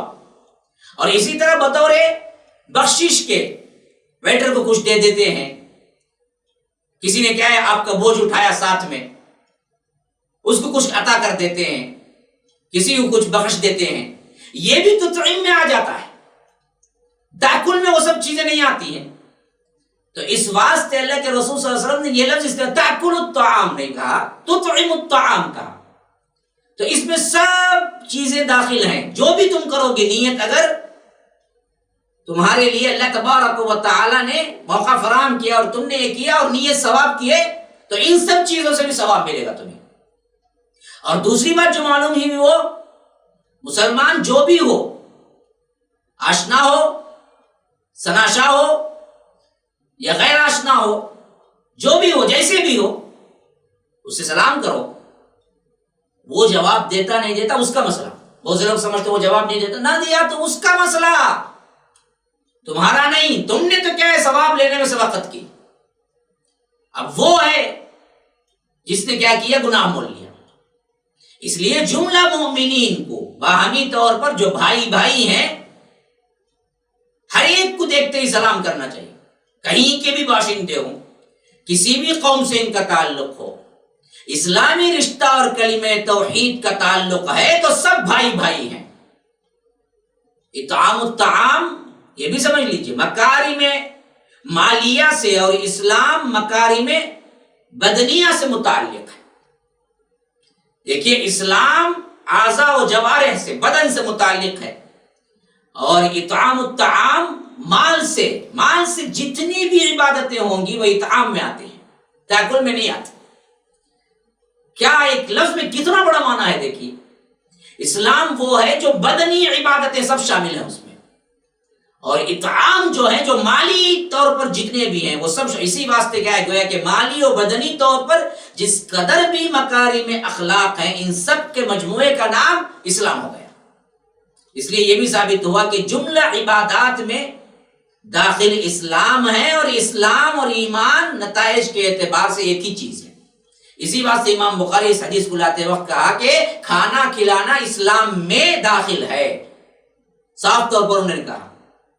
اور جس قدر بھی مکارم اخلاق بدنی ہو یا مالی ہوں گے، اس سے ایمان اور اسلام اتنا ہی ترقی کرے گا، اتنا ہی مضبوط ہوگا، اور نتائج کے اعتبار سے ایک ہی چیز ہے، تم اسلام میں آگے بڑھو، ایمان میں آگے بڑھو، ان دونوں سے جو بڑھے گا وہ اسلام بھی بڑھے گا اور ایمان بھی بڑھے گا، اور ان مکارم اخلاق میں جتنا گھٹو اور جتنا کنجوس بنو اتنا ہی تمہارے ایمان اور اسلام میں بھی گھاٹا ہوگا۔ ہاں، اب روایت کے اعتبار سے بھی بات سن لیجئے، کیونکہ درس ہے یہ۔ اس روایت کی سند میں جس قدر راوی واقع ہوئے ہیں وہ سب کے سب مصری ہیں، اور سب جلیل القدر ائمہ اسلام ہیں۔ اس حدیث کو امام بخاری اس کتاب الایمان میں آگے چل کر ایک اور جگہ بھی لائے ہیں جو باب الاستئذان، اس میں نقل کیا ہے، اور باب الاستئذان اجازت لینے کے بیان میں، اور مسلم اور نسائی نے اس کتاب کو کتاب الایمان میں اس حدیث کو بیان کیا ہے، اور امام ابو داؤد نے باب الادب میں اور ابن ماجہ نے باب الاطعمہ میں اس حدیث کو لائے ہیں۔ محدثین جس طرح حدیث سے مسائل اور احکامات کا استنباط کرتے ہیں، دیکھیے امام بخاری اس کو دو جگہ دوسری جگہ بھی لائے ہیں، اور مسلم اور نسائی نے اس کو ایمان میں سے ہی قرار دینے کے لیے وہ بھی لائے ہیں، اور اسی طرح ابو داؤد نے ادب میں لائے ہیں، کتاب الادب میں رحمہم اللہ، اور امام ابن ماجہ رحمہ اللہ اطعمہ میں لائے ہیں، کھانے کے بیان میں لائے ہیں۔ اب یہ بات بھی ذہن میں رکھیے کہ غرباء اور مساکین کو کھانا کھلانا اسلام میں ایک بہت اہم شعبے اور کا ایک بہت اہم سبجیکٹ کا نام اور بہت اہم نیکی قرار دیا گیا ہے۔ قرآن پاک میں جنتی لوگوں کی جو صفات بیان ہوئے ہیں اس میں فرمایا وَيُطْعِمُونَ الطَّعَامَ عَلَى حُبِّهِ، یا رب، سورہ دہر کے اندر وَيُطْعِمُونَ الطَّعَامَ عَلَى حُبِّهِ مِسْكِينًا وَيَتِيمًا وَأَسِيرًا إِنَّمَا نُطْعِمُكُمْ لِوَجْهِ اللَّهِ لَا نُرِيدُ مِنْكُمْ جَزَاءً وَلَا شَكُورًا. جنتی لوگ، وہ جنت میں کون لوگ جائیں گے؟ ان کے صفات بیان کرتے ہوئے رب العالمین فرماتا ہے نیک وہ بندے ہیں جو جنت میں جانے والے ہیں، جنت میں رہیں گے، جو اللہ کی محبت کے لیے صرف، کھانا کھلانا بہت سے لوگ کرتے ہیں، بعد میں کیا ہے، فوٹو پکڑ کے اپنے واٹس ایپ پہ رکھتے ہیں، دیکھو میں کتنا کھلایا لوگوں کو، اپنی نام کی وجہ سے۔ وہ جو کہتے ہیں نا جی بھوک سے مر رہا تھا کوئی تو بیچارے کو کھانا دے کے فوٹو پکڑے تو وہ غیرت سے مر گیا، جو بے عزتی ہوئی اس پہ مر گیا، اسے چھوڑ دیتے تو بھوک سے ہی مر جائے تو اچھا تھا، غیرت مار دیتے، یعنی تو سیاسی طور پر اپنے کام نکلوانے کے لیے کرتا ہے بندہ، کھانا کھلایا، فلاں کیا، اس جھوپڑی میں گیا، اس جھوپڑی میں گیا، وہاں سے کیا ہے بڑھیا کو کیا ہے سر پہ ہاتھ رکھا، اتنے ہزار دیے، واسطے کس کے؟ مجھے ووٹ ڈالو۔ ووٹ کے بعد وہ بڑھیا کے مکان کو کیا اس گلی پر سے بھی گزرنا اس کے لیے مشکل ہو جاتا ہے۔ یہ ہے گندی سیاست ہماری۔ اب سیاست کا ماحول ہے، خاص کر ہمارے ہاں یہ سب کچھ دیکھنے کو ملے۔ اسی دیکھا دیکھی بہت سے ہمارے اپنے سیاسی ذہنیت کے مسلمان بھی بڑے آگے آگے کرتے ہیں سب کام، صرف اس واسطے کہ یہ کاؤنسلر بنے رہے۔ یاد رکھو ان سب چیزوں کے لیے کوئی جگہ نہیں ہے، جنتیوں کے لیے ہے تو وہ ہے جو علی حبہ، اللہ کی محبت میں مسکینوں کو، یتیموں کو، قیدیوں کو کھانا کھلاتے ہیں۔ تین چیزیں اللہ نے، تین کیٹیگریز اللہ نے یہاں پر بیان کیا ہے۔ یطعمون الطعام علی حبہ مسکینا ویتیما واسیرا۔ کون کون؟ مسکین، مسکین، یتیم، اسیر۔ اسیر کون؟ قیدی، قیدیوں کو کھانا کھلانا۔ قید میں جو کھانے دیے جاتے ہیں اگر آپ دیکھیں گے تو آپ کے جو کھانے آپ کھاتے ہیں شدید ترین بھوک میں بھی نہ کھائیں گے وہ کھانے، لیکن ان لوگوں کو ہی کھانا دیا جاتا ہے۔ تو فرمایا یہ اللہ کی محبت کے لیے کرتے ہیں۔ اور اگلی آیت میں فرمایا انما نطعمکم لوجہ اللہ لا نريد منکم جزاء ولا شکورا۔ یہ جو کھلاتے ہیں نا صرف اللہ کی خاطر کرتے ہیں، اس سے نہ ان کے پاس، ان لوگوں کے پاس سے احسان لینا تھا، لا نريد منکم جزاء، نہ کوئی بدلہ، نہ کوئی شکر گزاری، کچھ نہیں لینا تھا بندوں کے پاس سے، صرف اور صرف لینا تھا تو رب کی رضا لینا تھا۔ مسلمانوں نیک اعمال کرو لیکن دکھاوے کی نیت سے نہیں ہرگز بھی، ورنہ تو کیا ہے وبال جان بن جائیں گی۔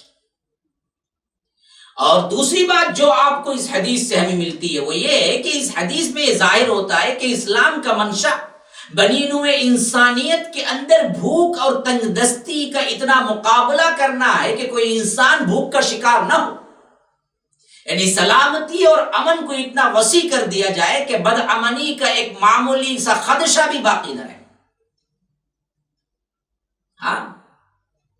خالی اسلام نماز روزوں میں نہیں ہے، وہ تو ہے ہی بنیاد، لیکن ان چیزوں کو بھی آج ہم پکڑیں گے تو یاد رکھو وہ انقلاب پھر برپا ہو سکتا ہے جو خلفائے راشدین میں تھا۔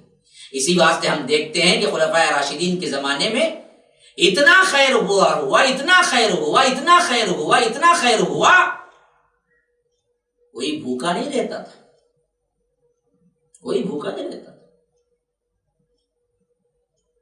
وہ واقعات نہیں پڑے کہ اب عمر بن عبدالعزیز کے زمانے میں لوگ زکوٰۃ لے کے نکلتے تھے، لینے والا کوئی نہیں ہوتا تھا۔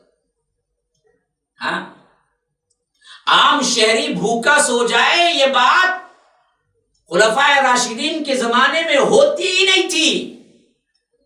حضرت عمر رضی اللہ عنہ کے زمانے میں آپ کو واقعہ مشہور ہوگا جہاں ایک مسافر تھی جس کے لیے کیا ہے اس کے بچے رو رہے تھے اور ہنڈیا میں صرف پانی ابل رہا تھا۔ حضرت عمر نے دیکھا، پوچھا کیا ہوا ہے، بھوک سے رو رہے ہیں بچے، اور وہ پہچانتی نہیں تھی حضرت عمر۔ کہا کہ پکا کیا رہی ہو؟ کہا کہ کچھ نہیں پکا رہی ہوں، کچھ ہے ہی نہیں پکانے کے لیے، پانی ہے جو میں ابالنے کے لیے رکھ دی ہوں تاکہ بچے سمجھے کہ کچھ پک رہا ہے اور وہ رو رو کے سو جائے۔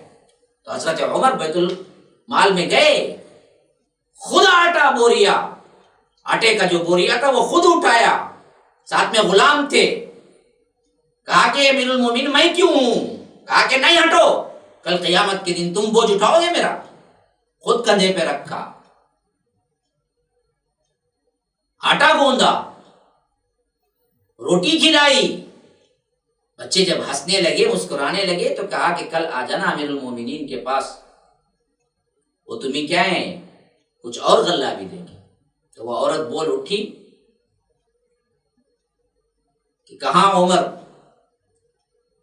اگر امیر المومنین کوئی ہونا تھا تو وہ تم ہی ہو، اس کو پتا ہی نہیں تھا وہی امیر المومنین، لیکن یہ کس کے ساتھ ہو رہا ہے ذرا غور کیجیے۔ مسافر تھی وہ، جس کا پتا نہیں تھا، لیکن پھر بھی حضرت عمر ابن الخطاب خلیفہ ثانی فاروق اعظم ڈھونڈ ڈھونڈ کے جا کے دیکھ رہے تھے کوئی بھوکا تو نہیں ہے میری بستی کے اندر۔ ایسا امن قائم ہو گیا تھا کہ کوئی بھوکا سونے والا ڈھونڈنے سے بھی نہیں ملتا تھا رات میں، سب پیٹ بھر کے۔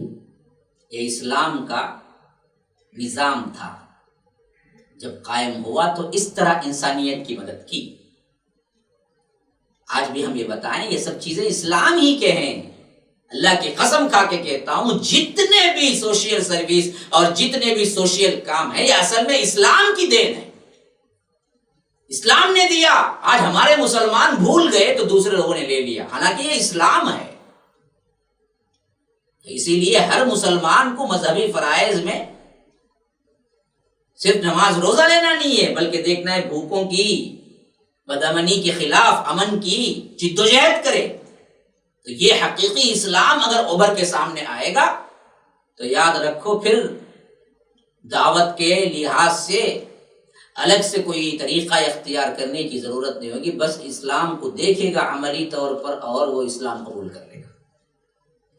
اتنا پیارا ہے اسلام، لیکن افسوس یہ ہے کہ عمل میں نہیں ہے، کتابوں میں رہ گیا ہے۔ اگر مسلمان عمل کے لیے آگے آ جائے تو بعید نہیں کہ وہ زمانہ بھی پھر دوبارہ لوٹ آئے جو شان و شوکت کا زمانہ تھا، خلفائے راشدین اور اس کے بعد کا زمانہ تھا۔ اللہ تبارک و تعالی کہنے سننے سے زیادہ عمل کی توفیق عطا فرمائے۔ ھذا وباللہ التوفیق وصلی اللہ وسلم علی نبینا محمد۔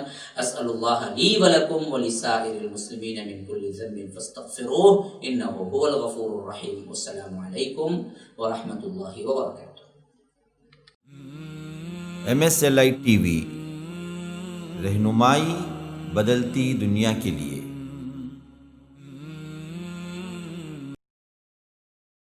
السلام علیکم ورحمۃ اللہ وبرکاتہ۔ الحمد للہ رب العالمین، الصلاة والسلام علی اشرف الانبیاء والمرسلین نبینا محمد وعلی آلہ وصحبہ اجمعین وعلی من تبعہم بإحسان الی یوم الدین وبعد۔ ناظرین و سامعین، اللہ تبارک و تعالی کے فضل و کرم سے آپ کے سامنے سیرت النبویہ صلی اللہ علیہ وسلم کا سلسلہ پیش خدمت ہے۔ گزشتہ کے درس میں ہم نے سنا کہ اللہ کے رسول صلی اللہ علیہ وسلم طائف سے واپس آنے کے بعد شخصی اعتبار سے بہت سے لوگ بیرون مکہ کے اللہ کے رسول صلی اللہ علیہ وسلم کی خدمت میں خود حاضر ہوئے اور اسلام قبول کیا۔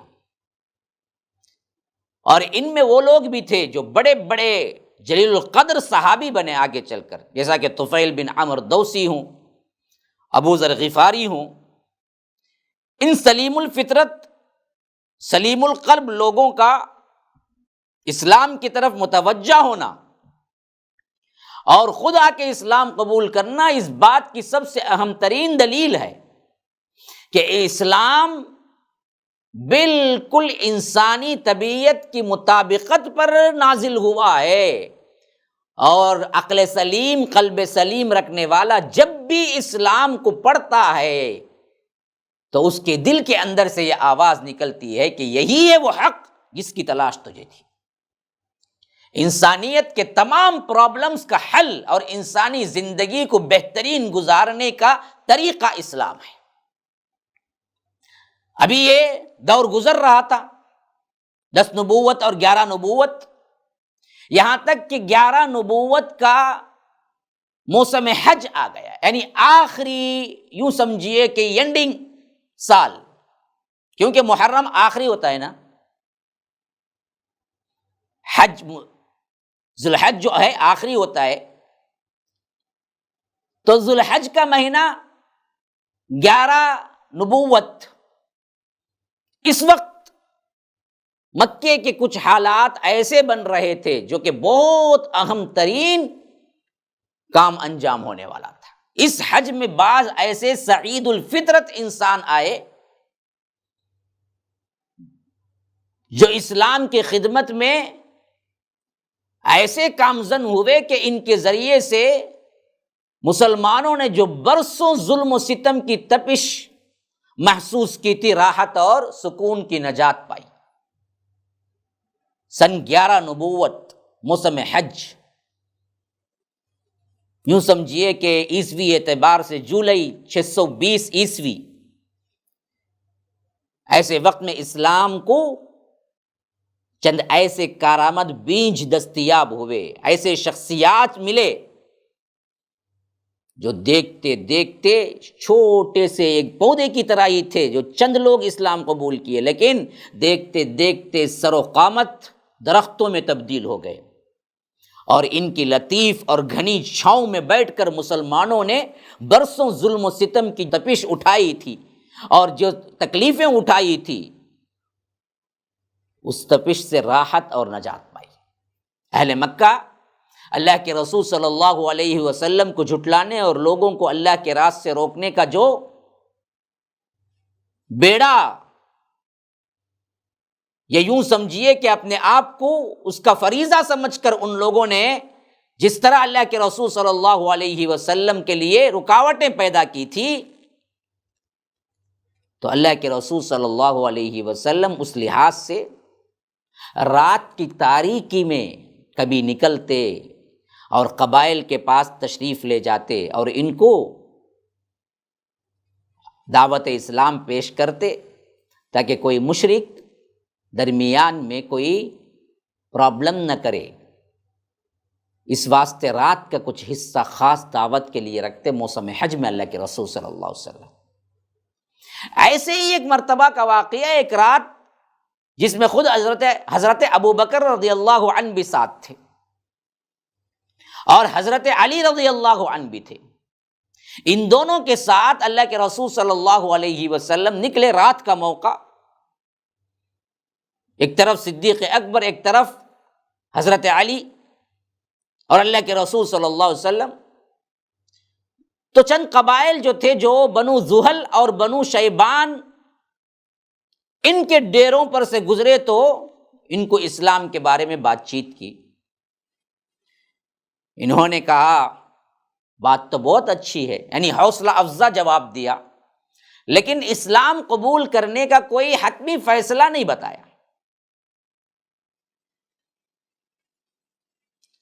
اور اللہ کے رسول صلی اللہ علیہ وسلم وہاں سے آگے بڑھ گئے، مینا کی گھاٹی سے گزرے تو کچھ لوگ باہم گفتگو کرتے ہوئے اللہ کے رسول صلی اللہ علیہ وسلم نے سنا تو ان کی طرف گئے، اور وہاں جب پہنچے تو وہ یثرب کے، یعنی یثرب مدینے کا پرانا نام ہے، مدینہ اللہ کے رسول صلی اللہ علیہ وسلم جس دن انٹر ہوئے مدینۃ النبی پڑ گیا، اس سے پہلے اس شہر کا نام یثرب تھا، یا سا، سین سے نہیں، یا سا رابا۔ یثرب کے 6 نوجوان جو کہ سب کے سب وہاں کے 2 قبیلے تھے، خزرج اور اوس، تو خزرج سے تعلق رکھنے والے تھے، 2 بڑے قبائل تھے مدینے میں، انشاءاللہ وہ تفصیل اور آگے آئے گی، لیکن اس واقعے کو سمجھنے کے لیے میں درمیان میں تشریح کر رہا ہوں۔ وہاں جو 2 بڑے قبائل تھے، اوس ایک قبیلے کا نام تھا، ایک ہے خزرج۔ یہ نوجوان اتفاق سے پورے کے پورے خزرجی تھے، جو باتیں کر رہے تھے تو اللہ کے رسول صلی اللہ علیہ وسلم کے کانوں میں آواز آئی تو اللہ کے رسول صلی اللہ علیہ وسلم نے سوچا کہ ان لوگوں کو بھی پیش کیا جائے دین. تو اللہ کے رسول صلی اللہ علیہ وسلم ان لوگوں کے پاس پہنچے. یہ جو 6 نوجوان تھے نا، یہی وہ بیج تھے جو دیکھتے دیکھتے دیکھتے تناور درخت بن گئے، حتیٰ کہ اللہ کے رسول صلی اللہ علیہ وسلم ان کے بلاوے پر مکہ چھوڑ کر مدینہ آ گئے، اور مدینے میں اسلام کی وہ عروج اور وہ بہترین طور پر طاقت ہم نے دیکھا کہ یہاں تک کہ اللہ کے رسول صلی اللہ علیہ وسلم سلطنت اسلامیہ کا کیپٹل مدینہ قرار دیا، اور ایسی سلطنت کی بنیاد پڑی. پھر تو قیامت تک کے لیے وہاں کوئی اور چیز نہیں آئے گی سوائے اسلام کی. اس کا بیج جو ہے نا، یہ 6 نوجوان تھے جن کے نام تاریخ میں درج ہیں: اسعد بن زرارہ، عوف بن حارث، رافع بن مالک، قطبہ بن عامر، عقبہ بن عامر، حارث بن عبداللہ. یہ 6 نوجوان. اور ان کا مسئلہ یہ تھا کہ یہ یہودیوں سے اکثر، کیونکہ یہودی ان کے پڑوسی تھے، خزرج تھے، اوس تھے مدینے میں، ان کے علاوہ کوئی دوسرے تھے تو وہ یہودی تھے. تو ان سے زیادہ کہتے ہوئے وہ سنا کرتے تھے کہ وہ ہمیشہ اس بات کا ذکر کرتے ایک نبی آنے والا ہے اور جلد ہی وہ نمودار ہونے والا ہے، وہ وقت بھی آ گیا ہے، اور اس کی پیروی ہم کر کے تمہاری جو سلطنت ہے یا جو تمہارا جو قبضہ ہے مدینے میں، ہم وہ لے لیں گے اور تم سب کو قتل کر دیں گے. یہ دھمکیاں وہ دیتے رہتے تھے، کیونکہ تورات کی نشانی کے اعتبار سے وہ زمانہ بہت قریب تھا جس میں ان کو بشارتیں مل چکی تھی کہ ایک نبی آنے کا وقت ہے. جس نبی کے آنے کے وقت کے بارے میں وہ لوگ اندازہ کر رہے تھے، وہ نبی آ چکا تھا، مکے میں تھا. مدینہ آنے کے بعد یہ پہچان بھی چکے، لیکن بدبخت صرف حسد کی وجہ سے اسلام نہیں قبول کیا. الذین آتیناہم الکتاب یعرفونہ کما یعرفون ابناءہم. اسی لیے اللہ تبارک و تعالیٰ ان یہودیوں کے بارے میں کہتا ہے کہ یہ بدبخت لوگ جو اہل کتاب ہیں، اللہ کے رسول آپ کو ایسے پہچانتے ہیں جیسے یہ اپنے بیٹوں کو پہچانتے ہیں. اتنا بڑا ہجوم کیوں نہ ہو، باپ کو کھڑا کر دیا جائے اور ہجوم میں کہا جائے کہ بیٹا تلاش کرو آپ کا کون ہے، تو وہ فوری تلاش کر لے. وہ ایسے پہچانتے ہیں کہ آپ اللہ کے رسول ہیں، کیونکہ یہ اللہ کے رسول سے آمد سے پہلے ہی انتظار میں بیٹھے ہوئے تھے. لیکن ان کا سب سے بڑا منشا یہ تھا، خیال یہ تھا کہ یہ دراصل ہماری نسل بنی اسرائیل میں آئیں گے. لیکن جب انہوں نے دیکھا کہ یہ بنی اسماعیل میں آئے تو یہی حسد کی وجہ سے یہ لوگ باوجود پہچاننے کے انکار کر دیا اور دشمنی پر کمر بستہ ہو گئے. تو یاد رکھیے یہ پوائنٹ، اگلے دروس میں بہت کام آئے گا.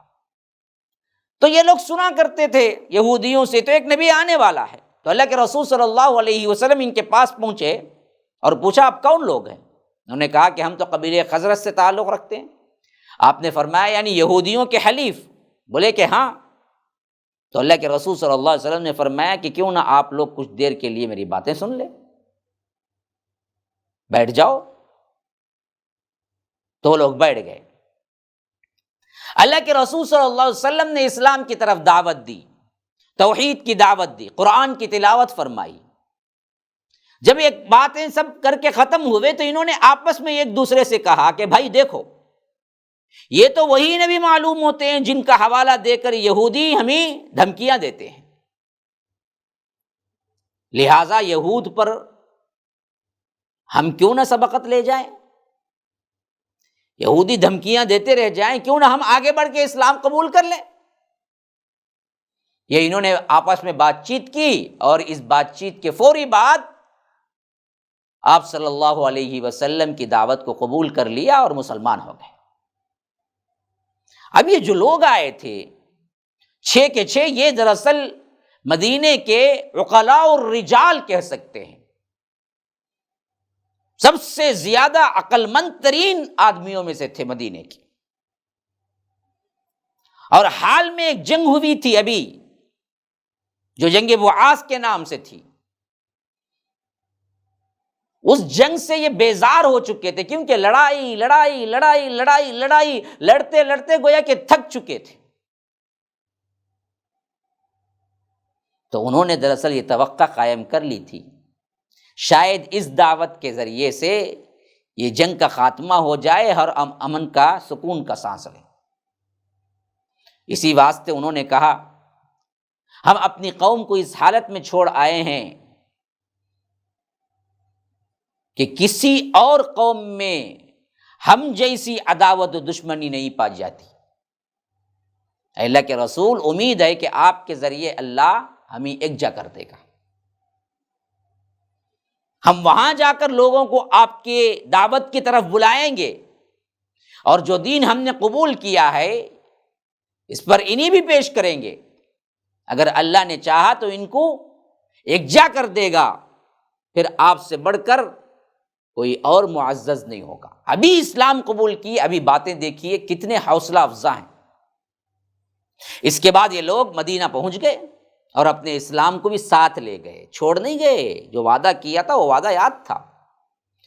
چنانچہ وہاں گھر گھر اللہ کے رسول صلی اللہ علیہ وسلم کا چرچا ہو گیا، ایک ایک جگہ پہنچ کر وہ لوگ یہ باتیں پھیلاتے رہے۔ اب آئیے عائلی زندگی کی طرف اللہ کے رسول صلی اللہ علیہ وسلم کی۔ یثرب کے 6 نوجوان اسلام قبول کر کے مدینہ پہنچے۔ اسی سال شوال میں اللہ کے رسول صلی اللہ علیہ وسلم حضرت عائشہ سے بھی نکاح کیا، 11 نبوت میں۔ یہ 11 نبوت میں یہ کام بھی ہو رہا ہے حج کے ایام میں، اور 11 سال نبوت کے 11ویں سال میں اللہ کے رسول صلی اللہ علیہ وسلم نے حضرت عائشہ سے بھی نکاح کیا، اور اس وقت ان کی عمر 6 برس تھی۔ یاد رکھیے یہ صحیح ترین روایتوں میں ثابت ہے، جو لوگ اس کو نہیں مانتے ہیں یہ اپنی عقل کا ماتم کریں۔ اس میں کوئی قباحت نہ عرب میں تھی نہ اسلام میں ہے۔ اللہ کے رسول صلی اللہ علیہ وسلم نے حضرت عائشہ کا نکاح کیا، اس وقت ان کی 6 ہی برس تھی عمر۔ پھر ہجرت کے پہلے سال شوال ہی کے مہینے میں مدینے کے اندر ان کی رخصتی ہوئی، اس وقت ان کی عمر 9 برس تھی۔ نکاح کا یہ مطلب بھی نہیں تھا کہ اللہ کے رسول صلی اللہ علیہ وسلم نے رخصتی بھی کر لیا تھا، نہ، نکاح ہوا سا۔ بعض لوگ یہ پوچھ سکتے ہیں کہ 6 برس میں تو بچی کیا ہے، بالغ بھی نہیں ہوتی ہے۔ نکاح ہوا تھا، رخصتی نہیں۔ رخصتی 9 برس کی عمر میں۔ وہاں کے عرب کے بچے، عرب کے لوگ جلدی بڑے ہو جاتے تھے۔ تو ہجرت کے پہلے سال شوال ہی کے مہینے میں کیا ہے، رخصتی ہوئی۔ اس وقت خود اماں عائشہ رضی اللہ عنہا کی عمر 9 برس تھی۔ اور اس درمیان جو سب سے اہم ترین واقعہ پیش آیا وہ تھا معراج کا واقعہ، جسے ہم کہہ سکتے ہیں کہ اسراء اور معراج تھا، کیونکہ اسراء زمینی سفر ہوگا، معراج آسمانی سفر ہوگا، یہ دونوں مل کے ایک بنے۔ یوں سمجھیے کہ بیت اللہ سے بیت المقدس تک کا جو سفر تھا وہ اسراء تھا، اور بیت المقدس سے آسمانوں تک اور آسمانوں سے کیا ہے، ملائے اعلیٰ تک، 7ویں آسمان تک جو پہنچے تھے وہ دراصل معراج ہے۔ اور اس کے پس منظر میں چند چیزیں ذہن میں رکھ لیجئے۔ نبی اکرم صلی اللہ علیہ وسلم کی دعوت و تبلیغ ابھی کامیابی اور ظلم و ستم کے اس درمیانی مرحلے میں، مکمل ہم کامیاب نہیں کہہ سکتے لیکن بڑھ رہی تھی، ایک طرف ظلم و ستم بھی تھا۔ تو ایسے وقت میں یہ معراج پیش آنا بہت اہم ترین چیز تھی، کیونکہ اللہ تبارک و تعالی بتا دے کہ زمین والے کچھ بھی کر لیں، آپ کا مقام آسمان والوں کے پاس کیا ہے، یہ دیکھ لیں۔ اچھا، یہ بات بھی آپ اچھی طرح ذہن میں رکھ لیجئے، کیونکہ یہ سیرت کا درس ہے جس میں کچھ چیزیں میں سمجھانا چاہتا ہوں، تو سمجھنے کی نیت سے ذرا تفصیلی طور پر گفتگو کر رہا ہوں۔ یہ معراج کب واقع ہوئی تھی، اس میں علماء کا بڑا اختلاف ہے۔ 27 رجب کو جو منا لیتے ہیں شب معراج کے نام سے، یہ بالکل بھی عجیب چیز ہے، یوں سمجھ لیے کہ یہ کوئی منایا ہی نہیں ہے، بدعت ہے۔ اس میں سب سے پہلی چیز یہ ہے کہ 27 رجب بھی متعین نہیں ہے، اہل سیر کے پاس اختلاف ہے اس میں۔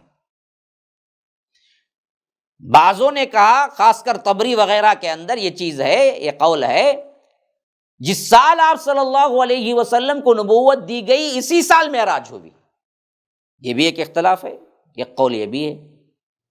نبوت کے 5 سال بعد معراج ہوئی، اسے امام نووی اور امام قرطبی رحمہم اللہ نے راجح قرار دیا، 5ویں سال۔ نبوت کے 10ویں سال 27 رجب کو ہوئی، اسے علامہ سلیمان سلمان منصور پوری نے اختیار کیا ہے۔ تو اب دیکھ لیجئے 3 اقوال میں کا ایک قول کہہ لیں کہ 27 رجب، اور اسی طرح اور بھی قول ہیں۔ بعضوں نے کہا کہ ہجرت سے 16 مہینے پہلے، یعنی نبوت کے 12ویں سال ماہ رمضان میں ہوئی۔ کسی نے کہا کہ ہجرت سے 1 سال 2 ماہ پہلے، یعنی نبوت کے 13ویں سال محرم میں ہوئی۔ چھٹا قول یہ ہے کہ ہجرت سے 1 سال پہلے، یعنی نبوت کے 13ویں سال ماہ ربیع الاول میں ہوئی۔ تو کسی نے کہا ماہ رمضان میں ہوئی، کسی نے کہا محرم میں ہوئی، کسی نے کہا ربیع الاول میں ہوئی، کسی نے کہا 5 سال میں ہوئی، کسی نے کہا نبوت کے پہلے سال میں ہوئی، کسی نے کہا 27 رجب کو ہوئی۔ یہ تمام اقوال ہیں۔ اب میں کسی ایک کو کیا ترجیح دے کہ 27 کو ہی آپ کیا ہے رجب کے معراج بنا لے، اور معراج میں وہ سب کام کیا ہے، نمازیں فلاں فلاں ایجاد کر لیں، جس کا کوئی ثبوت اور دلیل قرآن و سنت میں ملتی نہیں ہے۔ اب اس کے لیے تحقیقی نظر بھی دیکھ لی جائے تو معلوم ہوتا ہے کہ اوپر کے جو 3 اقوال ہیں، پہلے نبوت میں ملی یا 5ویں میں ملی، یا اسی طرح کیا ہے تیسرا قول جو 27 رجب 10ویں سال میں ہوئی، اس لیے صحیح نہیں مانے جا سکتے کہ حضرت خدیجہ رضی اللہ عنہا کی وفات نماز پنچگانہ جو فرض نماز ہوئی ہے اس سے پہلے ہوئی، یعنی معراج سے پہلے، یعنی معراج ہی میں تو 5 نمازیں فرض ہوئی تھی۔ تو 5 نمازیں جو فرض ہوئی، وہ 5 نمازیں فرض نہیں ہوئی تھی، اس پر سب کا اتفاق تھے جب حضرت خدیجۃ الکبریٰ کی وفات ہوئی، اور حضرت خدیجۃ الکبریٰ کی وفات 10 رمضان میں ہوئی۔ رجب، شعبان، رمضان، رجب پہلے آتا ہے، تو 27 رجب نہیں ہو سکتا، دلائل کی بنیاد پہ بات کر رہا ہوں، 27 رجب نہیں ہو سکتا، کیونکہ اہل سیر کا اتفاق ہے، حضرت عائشہ رضی اللہ عنہا اور دوسرے راویان حدیث جو ہمیں ملتے ہیں ثبوت، اس میں صاف طور پر معلوم ہوتا ہے کہ حضرت خدیجۃ الکبریٰ کی وفات جو ہے نا، اس وقت تک نماز فرض نہیں ہوئی تھی، یعنی معراج نہیں ہوئی تھی، اور وفات 10ویں سال ماہ رمضان میں ہوئی، تو 27 رجب میں ہونا ممکن نہیں ہے، معراج ممکن نہیں ہے۔ تو یاد رکھیے تینوں اقوال جو ہیں اوپر کے، یہ تینوں صحیح نہیں ہو سکتے۔ اور اسی طرح یہ یاد رکھیں کہ اگر ہم یہ مان لیں کہ 27 رجب کا جو لفظ آیا ہے وہ 10 نبوت کے 27 رجب میں نہیں ہوئی، تو بعد کے 3 اقوال میں کہیں رجب نہیں آیا، ربیع الاول آیا ہے یا تو محرم آیا ہے تو کوئی دوسرا مہینہ آیا ہے، تو اس بات کو ہی ماننا پڑے گا کہ بعد کے 3 اقوال میں سے کسی ایک پہ ہوا، لیکن وہ رجب کا مہینہ نہیں تھا، 27 تاریخ بھی نہیں تھی۔ تو معلوم ہو گیا کہ جس چیز کو، جس تاریخ کو ہم نے سمجھ لیا شب معراج، اس تاریخ کو ہوئی ہی نہیں وہ۔ یہ بات میں نے دلائل سے آپ کو سامنے رکھ دی ہے، تفصیل چاہیے تو آپ مطالعہ کریں سیرت کی کتابوں کا، اور زیادہ آپ کو تفصیلی طور پر مواد مل جائے گا۔ تو اب دراصل یہ بات ذہن میں رکھیے، یہ واقعے کے بعد جو سورہ اتری متصل، وہ ہے سورہ اسراء۔ اس واقعے کا ذکر اس کے اندر موجود ہے، جس سے اندازہ ہوتا ہے کہ مکی زندگی کا آخری سال یا آخری چند ماہ تھے جب یہ سورہ نازل ہوئی۔ تو اس سے معلوم ہوتا ہے کہ معراج تقریباً 13 نبوت کے قریب کے سالوں میں ہوئی، یعنی 10 سے لے کر 13 کے اندر کوئی سال ہوئی، جس کی ڈیٹ متعین نہیں ہے۔ اللہ رحم کرے، ہمیں علم حاصل کرنا چاہیے۔ ہمارے مسائل کا حل کیا ہے؟ اصل میں علم ہے، جہالت ہے، اس واسطے ہم کہیں بس گزری ہوئی لوگ جو کہہ رہے ہیں، جو سن کے ہم سن ہو چکے ہیں، بس اسی بات پر اپنی زندگی کو رواں رکھے ہوئے ہیں۔ کبھی تحقیق کا نہ منہج آیا، نہ کبھی کیا ہے ہم نے سوچا کہ اصل حقیقت کیا ہے۔ سنی سنائی باتوں پر ہم زندگی گزارتے ہوئے پوری زندگی گزار دیتے ہیں۔ ائمہ حدیث نے اس واقعے کی جو تفصیلات روایت کی ہیں، ان میں چند اہم ترین باتیں میں آپ کے سامنے رکھتا ہوں۔ سب سے پہلی بات، ابن قیم رحمہ اللہ لکھتے ہیں کہ صحیح قول کے مطابق اللہ کے رسول صلی اللہ علیہ وسلم کو جو معراج ہوئی وہ خواب میں نہیں بلکہ جسم مبارک کے سمیت براق کے ذریعے سوار ہو کر حضرت جبرائیل علیہ السلام کی معیت میں مسجد حرام سے بیت المقدس تک، پھر وہاں سے انبیاء کی امامت، نماز پڑھائی اور براق سے مسجد بیت المقدس کا دروازے کے حلقے میں وہ باندھ کر رکھے، اور پھر وہاں سے معراج کے لیے اللہ کے رسول آسمان پر گئے۔ یہ صحیح عقیدہ ہے جو معراج کے سلسلے میں بعض لوگوں نے انکار کر کے خواب کا واقعہ بیان کر دیا کہ یہ تو ایک خواب تھا، لیکن صحیح ترین بات اہل علم کے نزدیک یہی ہے کہ یہ خواب نہیں، حقیقت تھا۔ جسم مبارک کے ساتھ معراج ہوا، صرف خواب کی حالت میں نہیں۔ اور معراج میں جو جانور کا استعمال وہ براق تھا، اور ساتھ میں خود حضرت جبرائیل تھے، اور سفر شروع ہوا مسجد حرام سے بیت المقدس تک، پھر وہاں اللہ کے رسول ٹھہرے، انبیاء تھے سب کے سب، ان سے امامت کروائی گئی اللہ کے رسول سے، سب انبیاء پیچھے نماز پڑھے، پھر وہاں پہنچے تو وہاں کے دروازے کی جو کھونٹی تھی، جو حلقہ تھا، وہاں پر براق کو باندھا، پھر اس کے بعد وہاں سے نکلے تو اسی رات آپ کو بیت المقدس سے آسمان دنیا کو لے جایا گیا۔ جبرائیل علیہ السلام نے ہر آسمان کا دروازہ کھلوایا، آپ کے لیے دروازہ کھولا گیا، آپ نے وہاں کن کن سے ملاقات کی، اس حیثیت سے پہلے آسمان پر حضرت آدم علیہ السلام کو دیکھا، سلام کیا، انہوں نے مرحبا کہا، سلام کا جواب دیا، آپ کی نبوت کا اقرار کیا۔ اللہ نے آپ صلی اللہ علیہ وسلم کو ان کے دائیں جانب سعادت مند روحیں اور بائیں جانب بدبختوں کی روحیں دکھلائی اللہ کے رسول صلی اللہ علیہ وسلم کو۔ بعض روایتوں میں تو یہاں تک ہے کہ حضرت آدم سیدھے جانب دیکھتے تو مسکراتے تھے، اور بائیں جانب دیکھتے تو روتے تھے۔ اللہ کے رسول صلی اللہ علیہ وسلم نے دیکھا، یہ کیا بات ہے؟ پوچھا یہ کیا ہے؟ کہا کہ یہ میری اولاد ہے جو جنت جائے گی سیدھی طرف، ان کی روح ہے، میں ان کو دیکھتا ہوں تو خوش ہوتا ہوں، اور یہ میری اولاد ہے جو جہنم جائے گی، ان کی روحیں ہیں، میں ان کو دیکھتا ہوں تو مجھے رنج ہوتا ہے۔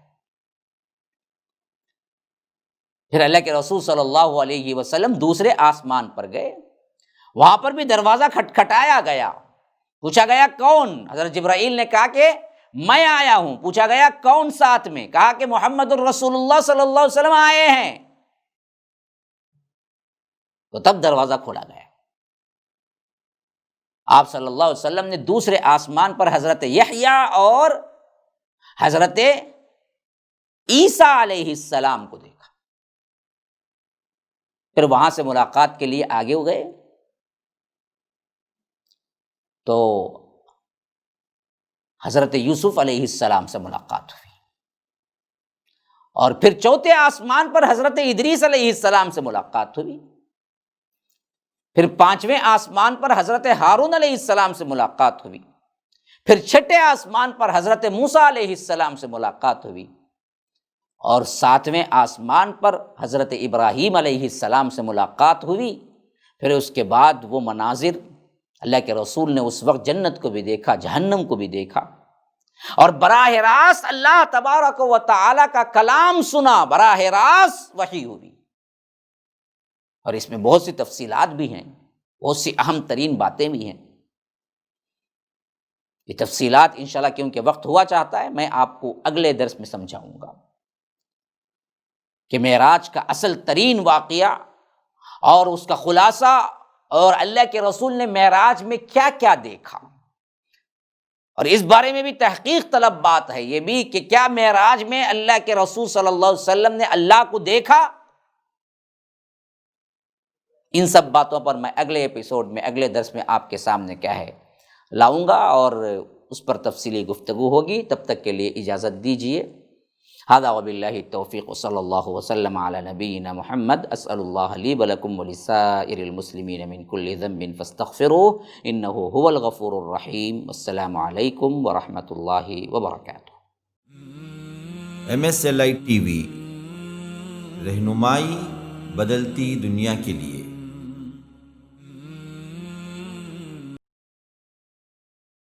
السلام علیکم ورحمۃ اللہ وبرکاتہ۔ بسم اللہ الرحمن الرحیم، الصلاة والسلام علی اشرف الانبیاء والمرسلین، نبینا محمد وعلی آلہ وصحبہ اجمعین، وعلی من تبعہم بإحسان الی یوم الدین، وبعد۔ فاعوذ باللہ من الشیطان الرجیم، یا ایہا الناس انتم الفقراء الی اللہ واللہ هو الغنی الحمید۔ برادران اسلام، واجب الاحترام بزرگوں، دوستوں، عزیز ساتھیوں، لائق احترام ماؤں اور بہنوں، تصحیح عقیدہ، اس کی اہمیت اور اس کی ضرورت،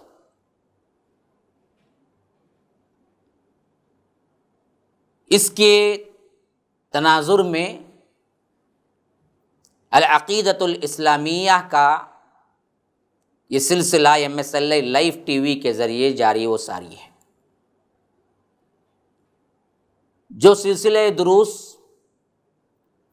آپ کے سامنے گزشتہ 2-3 ایپیسوڈ میں پیش کیے جا رہے ہیں، اس میں وہ خاص الفاظ یا وہ خاص عقیدے جس سے سارا ایمان برباد ہو جاتا ہے اور جس سے شرک ایک مومن کے اندر داخل ہو جاتا ہے، اور جس کو آج امت بہت ہی عام سمجھتی ہے بلکہ اسے توحید سمجھتی ہے، ان الفاظ اور ان اعتقادات کو میں پیش کرنے کی کوشش کر رہا ہوں کہ یہ کتنے بڑے اور خطرناک ترین عقیدے ہیں جس کے ذریعے سوائے جہنم کے اور کوئی چیز نہیں مل سکتی، اور اس عقیدے کو کس طرح علماء سوء، بددیانت لوگ، ایمان کے ڈاکو، شیطانی ذہنیت رکھنے والے امت مسلمہ میں کس طرح واضح عقیدہ ہونے کے باوجود اس میں ملاوٹ کی اور دھوکہ دیا، ان دھوکے بازیوں کو میں قرآن اور حدیث کی روشنی میں آپ کے سامنے رکھ رہا ہوں کہ ان لوگوں نے کس طرح قرآن میں لفظی اور معنوی تحریف کی، اور کس طرح لوگوں کو اس شرک میں پھیلانے اور اس شرک کو ماننے کے لیے راہیں فراہم کی۔ بات چل رہی تھی مشکل کشا کی، جس میں نے ثابت کیا کہ اللہ کے رسول صلی اللہ علیہ وسلم بھی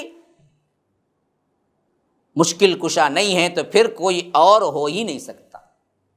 اب رب اپنے سلسلے میں کس حیثیت سے بیان کر رہا ہے کہ میں کون ہوں، اس کا اختیار کیا ہے۔ جن جن کو تم پوچھتے ہو یا جن جن کو تم سمجھتے ہو یہ ہماری مصیبتیں ٹال دیں گے، یہ مشکل کشا ہیں، رب کیا کہہ رہا ہے؟ فرمایا سورہ فاطر سورہ نمبر 35 آیت نمبر 15، اے لوگو سنو، یا ایھا الناس انتم الفقراء الی اللہ، سب کے سب فقیر ہو اللہ تبارک و تعالی کے ہاں۔ کون مشکل کشا، کون حاجت روا؟ مخلوق۔ اللہ کہتا ہے کہ مخلوق سن لو، سب کے سب، ایھا الناس کہا، تمام لوگ سنو، پیر مرید ولی نقشبندی سہروردی جتنے چاہے لمبے القابات لگا لو، اللہ کہتا ہے ایھا الناس سنو، انتم الفقراء الی اللہ، سب اللہ کے ہاں محتاج ہیں، فقیر ہیں، تم کیا دے سکتے؟ واللہ هو الغنی، اللہ ہے اصل غنی، الحمید بے نیاز ہے، اللہ کو کوئی ضرورت نہیں ہے۔ ہاں سب کے سب محتاج، اللہ ہی بے نیاز ہے اور سب خوبیاں اسی کے پاس ہیں۔ یہ ترجمہ جو میں پیش کیا، یہ بریلوی ذہنیت کے سب سے بڑے امام احمد رضا خان صاحب کا ترجمہ ہے، وہ خود بھی یہی لکھے ہیں اس آیت کے ترجمے میں، جا کے اٹھا کے پڑھ لو۔ اے لوگو تم سب اللہ کے محتاج اور اللہ ہی بے نیاز ہے، کیونکہ ترجمے میں تو کچھ نہیں کر سکتے تھے، تعویلات جو بھی کیے فائدے کے نام سے یا فتاوے کے نام سے۔ تو اس آیت مبارکہ میں اللہ تبارک و تعالی نے کسی ایک گروہ کو خطاب نہیں بلکہ پوری انسانیت کو خطاب کیا، جس میں انبیاء بھی آ گئے، اولیاء بھی آ گئے، صحابہ کرام تابعین بھی آ گئے، اس کے بعد آنے والے بھی آ گئے، قیامت تک جتنے آئیں گے وہ بھی آ گئے۔ اسی طرح سورہ احزاب سورہ نمبر 33 آیت نمبر 17 فرمایا قل من ذا الذی یعصمکم من اللہ ان اراد بکم سوءا او اراد بکم رحمہ ولا یجدون لهم من دون اللہ ولیا ولا نصیرا۔ کہا آپ کہہ دیجئے اللہ کے رسول صلی اللہ علیہ وسلم، اگر اللہ تعالیٰ تمہیں کوئی برائی پہنچانا چاہے یا تم پر کوئی فضل کرنا چاہے تو کون ہے جو تمہیں بچا سکے سوائے اللہ کے، اور نہ اپنے لیے کوئی حمایتی پائیں گے نہ مددگار۔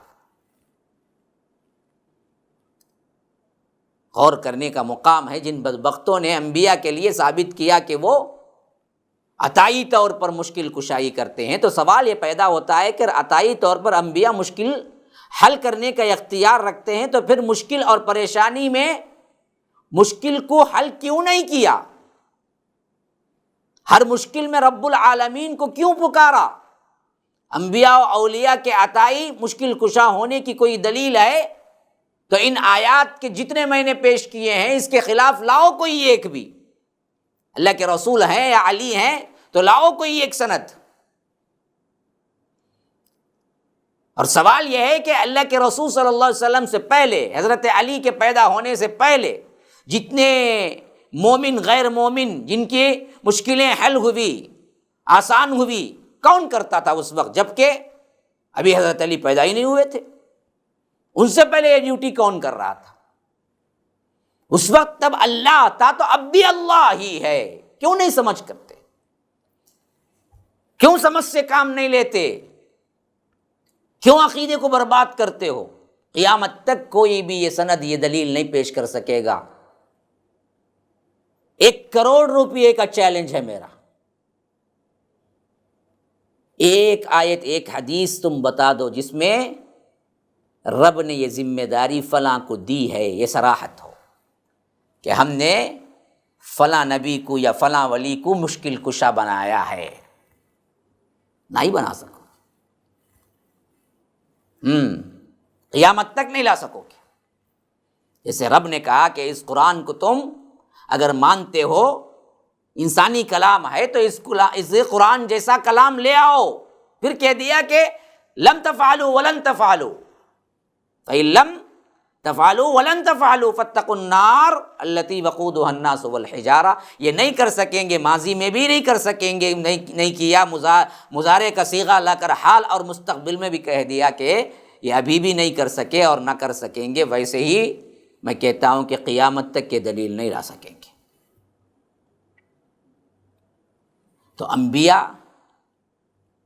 کے نقش قدم پر چلتے ہوئے مصائب، تکالیف و مشکلات میں مسلمانوں خالص اللہ کو پکارو، اسی کو حاجت روا مشکل کشا سمجھو، اسی پر توکل کرو. ہاں، کوئی اور مشکل کشا نہیں. من گھڑت واقعات پر اپنے عقیدے کی بنیاد مت رکھو، جہنم کی طرف لے جانے والی ہے. فضائل درود کے بارے میں حفیظ الرحمن قادری بریلوی رضوی صاحب نے اپنی کتاب شرک کیا ہے، اس کا صفحہ نمبر 22 پر ایک من گھڑت کہانی تحریر کی ہے. ذرا آپ دیکھیں کس طرح یہ لوگ مسلمانوں کے عقیدے میں ڈاکہ ڈالتے ہیں، کس طرح کیا ہے ان کے عقیدے کو خراب کرتے ہیں. میں دلیل کے ساتھ بات کر رہا ہوں، جاؤ اٹھا کے پڑھ لو کتاب. حضرت ابو الحسن کہتے ہیں، حضرت ابو الحسن ارشاد فرماتے ہیں رحمہ اللہ، میں ایک مرتبہ سفر مدینہ کے دوران ایک جنگل میں گزر رہا تھا کہ اچانک میری سواری کا پاؤں ایک سوراخ میں پڑ گیا، جس سے میری سواری کی ٹانگ ٹوٹ گئی. اب وہ کہتے ہیں کہ میں بے حد پریشان ہوا. ایک تو جنگل، دوسرا رات کا موقع تھا، نہ آگے جا سکتا تھا نہ پیچھے،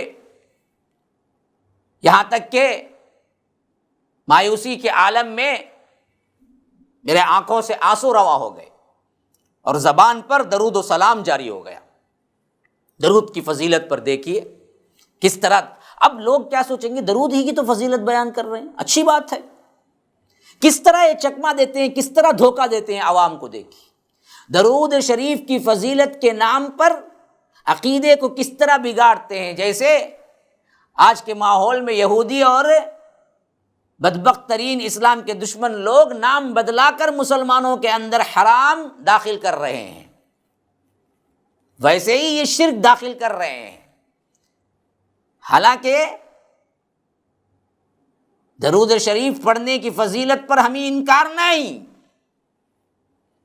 لیکن یہ عقیدہ جو بتا رہے ہیں اس کے ذریعے سے، یہ عقیدہ شرک ہے. کیا بتا رہے ہیں دیکھو، درود پڑھنا شروع کر دیا. اچھا پھر کیا ہوا؟ ابھی تھوڑی دیر نہیں گزری تھی کہ اچانک گرد و غبار ہٹا اور بادل اٹھتا ہوا محسوس ہوا، اور بادل چھٹا تو 3 سوار دکھائی دیے جن کے چہرے 14ویں رات کے چاند سے زیادہ چمکدار تھے. وہ میرے قریب آئے اور سلام کیا. میں نے جواب دیا. ان تینوں میں سے جو سب سے زیادہ روشن چہرے والا تھا وہ سواری سے نیچے تشریف لائے اور میری سواری کی ٹوٹی ہوئی ٹانگ پر اپنا ہاتھ رکھا، بلکہ ہاتھ پھیرا، جس کی برکت سے ٹانگ بالکل درست ہو گئی. اب آیا ہے کہانی میں کیا ہے اور زیادہ ٹوسٹ.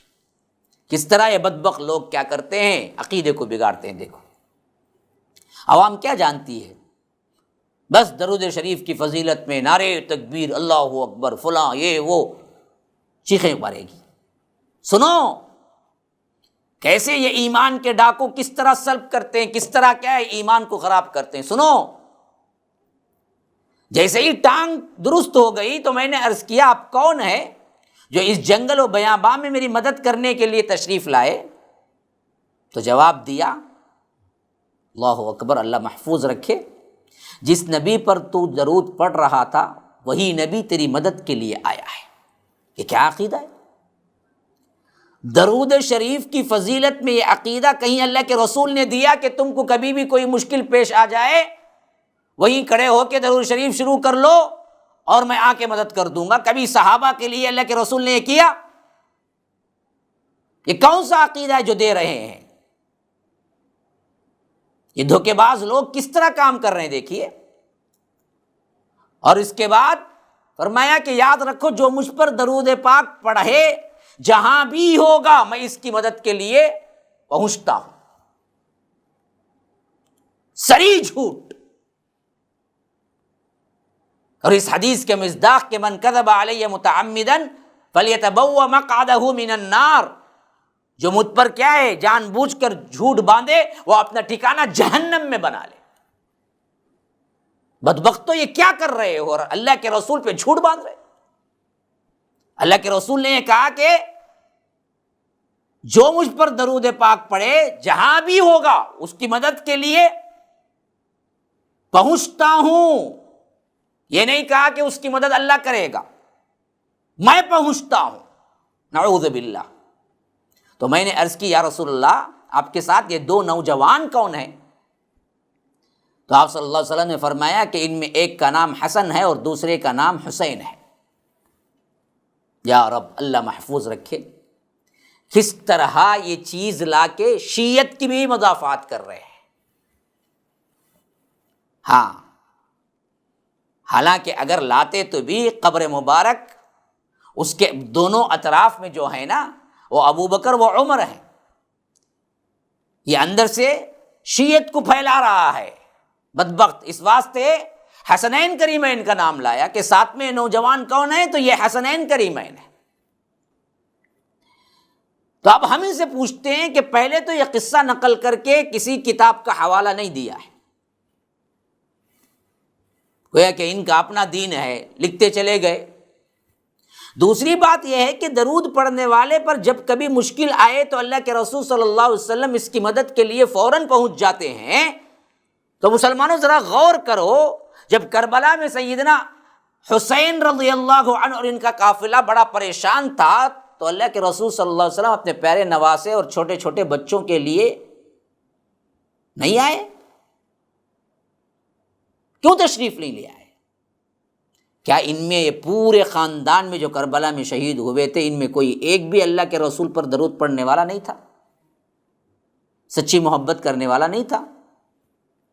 جن کے بارے میں اللہ کے رسول صلی اللہ علیہ وسلم نے فرمایا کہ عثمان وہ ہے جس سے آسمان کے فرشتے بھی حیا کرتے ہیں، وہ عثمان جن کو بھوکا پیاسا رکھ کر 40 دن کے بعد شہید کیا گیا، تو اللہ کے رسول صلی اللہ علیہ وسلم ان کی مدد کے لیے جو کہ بالکل مدینے ہی میں تھے اور قبر مبارک بھی مدینے میں، اتنا قریب ہوتے ہوئے سواری پر تشریف کیوں نہیں لائے؟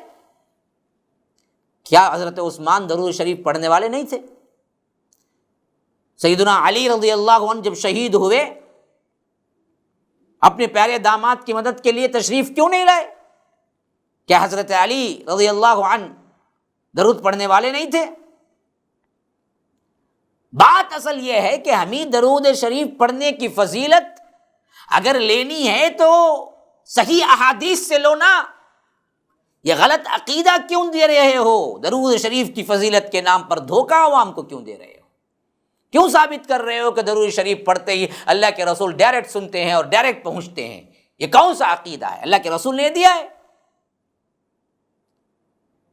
اللہ کے رسول صلی اللہ علیہ وسلم اس دنیا میں جس دعوت کے لیے جس کام کے لیے اللہ نے بھیجا تھا وہ کام کر کے اللہ کے رسول صلی اللہ علیہ وسلم اللہ کے انعامات میں ہیں، اللہ کے مقرب ترین درجات میں ہیں، اللہ کے رسول صلی اللہ علیہ وسلم اعلیٰ مقامات میں ہیں، اور ان مقامات میں اللہ کے رسول صلی اللہ علیہ وسلم آرام اور اللہ کی رحمت میں ہیں، تو تم سمجھتے ہو کہ تمہارے درود شریف پڑھتے پڑھتے اللہ کے رسول ہر ایک کے لیے آئیں گے، تو پھر اللہ کے رسول صرف کیا ہیں؟ ان کی مدد کرتے پھریں گے، تو پھر آرام کہاں ہے؟ یہ گستاخی ہے یا فضیلت؟ اللہ نے انہیں اونچا مقام دیا، اللہ تبارک و تعالی نے انہیں اعلیٰ علیین میں جگہ ہے، اللہ تبارک و تعالی نے انہیں کہاں رکھا ہے، اور تم سمجھتے ہو کہ تمہارے درود شریف پہ اللہ کے رسول صلی اللہ علیہ وسلم تمہاری مدد کرتے پھریں؟ یہ گستاخی ہے یا فضیلت؟ سوچ کے دیکھو، تو گستاخی ہے۔ کبھی اللہ کے رسول نے یہ تعلیم نہیں دی۔ صحابہ پر بڑے بڑے مصائب و آلام آئے، اللہ کے رسول صلی اللہ علیہ وسلم کسی کے لیے بچانے کے لیے نہیں آئے۔ درود شریف کی فضیلت ہی بیان کرنی تھی تو کاش کہ یہ حدیث بیان کر دیتے، کیونکہ اللہ کے رسول صلی اللہ علیہ وسلم نے فرمایا کہ مسلم اور نسائی کی روایت میں جو شخص ایک مرتبہ مجھ پر درود پڑھتا ہے اللہ تعالیٰ اس پر 10 رحمتیں نازل کرتا ہے۔ دوسری روایت حضرت انس بن مالک کی کہ اللہ کے رسول صلی اللہ علیہ وسلم نے فرمایا کہ جو شخص ایک مرتبہ مجھ پر درود پڑھے گا تو اللہ تعالیٰ اس پر 10 رحمتیں نازل فرمائے گا، اس کی 10 خطائیں معاف فرمائے گا اور اس کے 10 درجات بلند کرے گا۔ تیسری حدیث ہے حضرت عبداللہ ابن مسعود کی، اللہ کے رسول صلی اللہ علیہ وسلم نے فرمایا، ترمذی کی روایت، قیامت کے دن مجھ سے زیادہ قریب وہ لوگ ہوں گے جو مجھ پر کثرت سے درود پڑھنے والے ہوں گے۔ بس یہ احادیث اتنے واضح ہیں کہ درود شریف کی اگر فضیلت بیان کرنی ہے تو یہ احادیث کافی ہیں۔ ہم منکر نہیں ہیں درود شریف کے، حتیٰ کہ ہمارا ایمان تو یہ ہے کہ جو درود شریف کا منکر ہے وہ کائنات کا بخیل ترین انسان ہے، نیز و پکا شیطان ہے۔ جو لوگ یہ مشہور کرتے ہیں کہ ہم درود نہیں پڑھتے، یہ دراصل پکا جھوٹ ہے۔ اذکار اپنی جگہ، درود اپنی جگہ، لیکن خود ساختہ جو درود بنا لیے گئے ہیں، جو کہ ایسے رائج ہو چکے ہیں، جو کہ اصل ترین احادیث کے اندر آنے والے درود ہمارے زبان پہ نہیں ہیں۔ درود تاج، درود مقدس، درود اکبر، درود غوثیہ، درود ماہی، درود تنجینا، کون بنائے یہ سب درود؟ کون بتائے یہ سب درود؟ کہاں سے ثابت ہیں؟ یاد رکھیے تمام درود غیر ثابت شدہ ہے۔ جو درود اللہ کے رسول صلی اللہ علیہ وسلم نے ہمیں دیا وہ ہے جو درود ابراہیمی کہلاتا ہے، اللہم صلی علی محمد وعلی آل محمد کما صلیت علی ابراہیم وعلی آل ابراہیم انک حمید مجید، وبارک علی محمد وعلی آل محمد کما بارکت علی ابراہیم وعلی آل ابراہیم انک حمید مجید۔ دیکھیے یہاں پر بھی اس بات کا سب سے بہترین ثبوت ہے، درود تم اللہ کے رسول صلی اللہ علیہ وسلم کی رحمت اور ان کی بلندی درجات کے لیے پڑھتے ہو، لیکن پکارنا اللہ کو ہے۔ اس وقت بھی تم ڈائریکٹ یہ نہیں کہتے اے نبی، بلکہ کہتے تو یہ کہتے کہ اللہم، اے اللہ۔ کیا سکھایا ہے؟ دیکھو اسی بات سے وضاحت نہیں ہو جاتی؟ سمجھنے والوں کے لیے یہ چیز کافی نہیں ہے؟ اللہ نے درود سکھایا تو بھی اس میں الفاظ یہ رکھا کہ اللہم پکارو تو اللہ کو پکارو، اے اللہ تو رحمت بھیج، صلی علی محمد، محمد صلی اللہ علیہ وسلم پر تو رحمت بھیج۔ رحمت بھیجنے والا تو ہے، ڈائریکٹ اللہ کے رسول صلی اللہ علیہ وسلم کو پکارنے کا نہیں ہے۔ نفع و نقصان کا اختیار صرف رب العالمین کے پاس ہے۔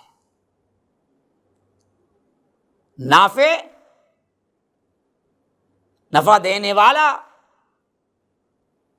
اور اسی طرح نقصان دینے والا، کائنات میں تنہا مالک جس کے حکم پر ذرہ ذرہ اطاعت پر کامزن ہے، وہ صرف اور صرف اللہ تبارک و تعالی ہے۔ تو یہ اذکار جو ہم نے بنا لیے ہیں، اصل میں یہ اذکار ثابت ہی نہیں ہیں۔ جو ثابت شدہ ہیں وہ تو پڑھتے نہیں، بدعت و خرافات میں پڑے ہوئے۔ ایسا ہو گیا ہے کہ پتہ نہیں وہ کہاں چلے گئے، ہمارے زبانوں پر بھی نہیں ہے، ہمیں یاد بھی نہیں ہے۔ اللہ تبارک و تعالی ہم پر رحم فرمائے، اللہ تبارک و تعالی ہمیں صحیح راہ پر کامزن کرے، اللہ تبارک و تعالی سن کر سمجھ کر عمل کرنے کی توفیق عطا فرمائے۔ مسلمانوں، یہ ہے صحیح عقیدہ جس کو لے کر محمد الرسول اللہ صلی اللہ علیہ وسلم آئے، لیکن ہم شرک کی اتاہ گہرائیوں میں ایسے ڈوبے کہ یاد رکھو پھر اس کے نکلنے کی کوئی راہ ہی نہ ملی، اور اوپر سے بدبخت لوگوں نے ایسے ایسے جملے اور ایسے ایسے یوں سمجھیے کہ پھسلا دینے والے الفاظ اور اس کے اوپر خوشنما الفاظ کی چادریں پہنا کر بد عقیدگی کے ایسے سمندر میں ڈھکیل دیا کہ ہمارے عقیدے مشرکوں اور کافروں سے بھی بدتر ہو گئے، جس کی وجہ سے اللہ تبارک و تعالیٰ کی نصرت جاتی رہی۔ اللہ تبارک و تعالیٰ نے ہمیں قوموں کے حوالے کر دیا کہ بدبختو تمہارے پاس توحید قرآن ہونے کے باوجود بھی تم نے نہیں مانا۔ اب لوگوں کے حوالے، جہاں دیکھے مار، جہاں دیکھے تذلیل، کیوں ہو رہی ہے سب کچھ مسلمانوں کے ساتھ؟ اس واسطے ہی کہ توحید کو چھوڑ دی۔ تو دعا ہے کہ اللہ تبارک و تعالی توحید کو سمجھ کر استقامت کے ساتھ اس پر رہ کر زندگی گزارنے کی توفیق عطا فرمائے۔ ھذا وباللہ التوفیق، صلی اللہ وسلم علی نبینا محمد۔ اسأل اللہ لی ولکم ولسائر المسلمین من کل ذنب فاستغفروہ انہ هو الغفور الرحیم۔ السلام علیکم ورحمۃ اللہ وبرکاتہ۔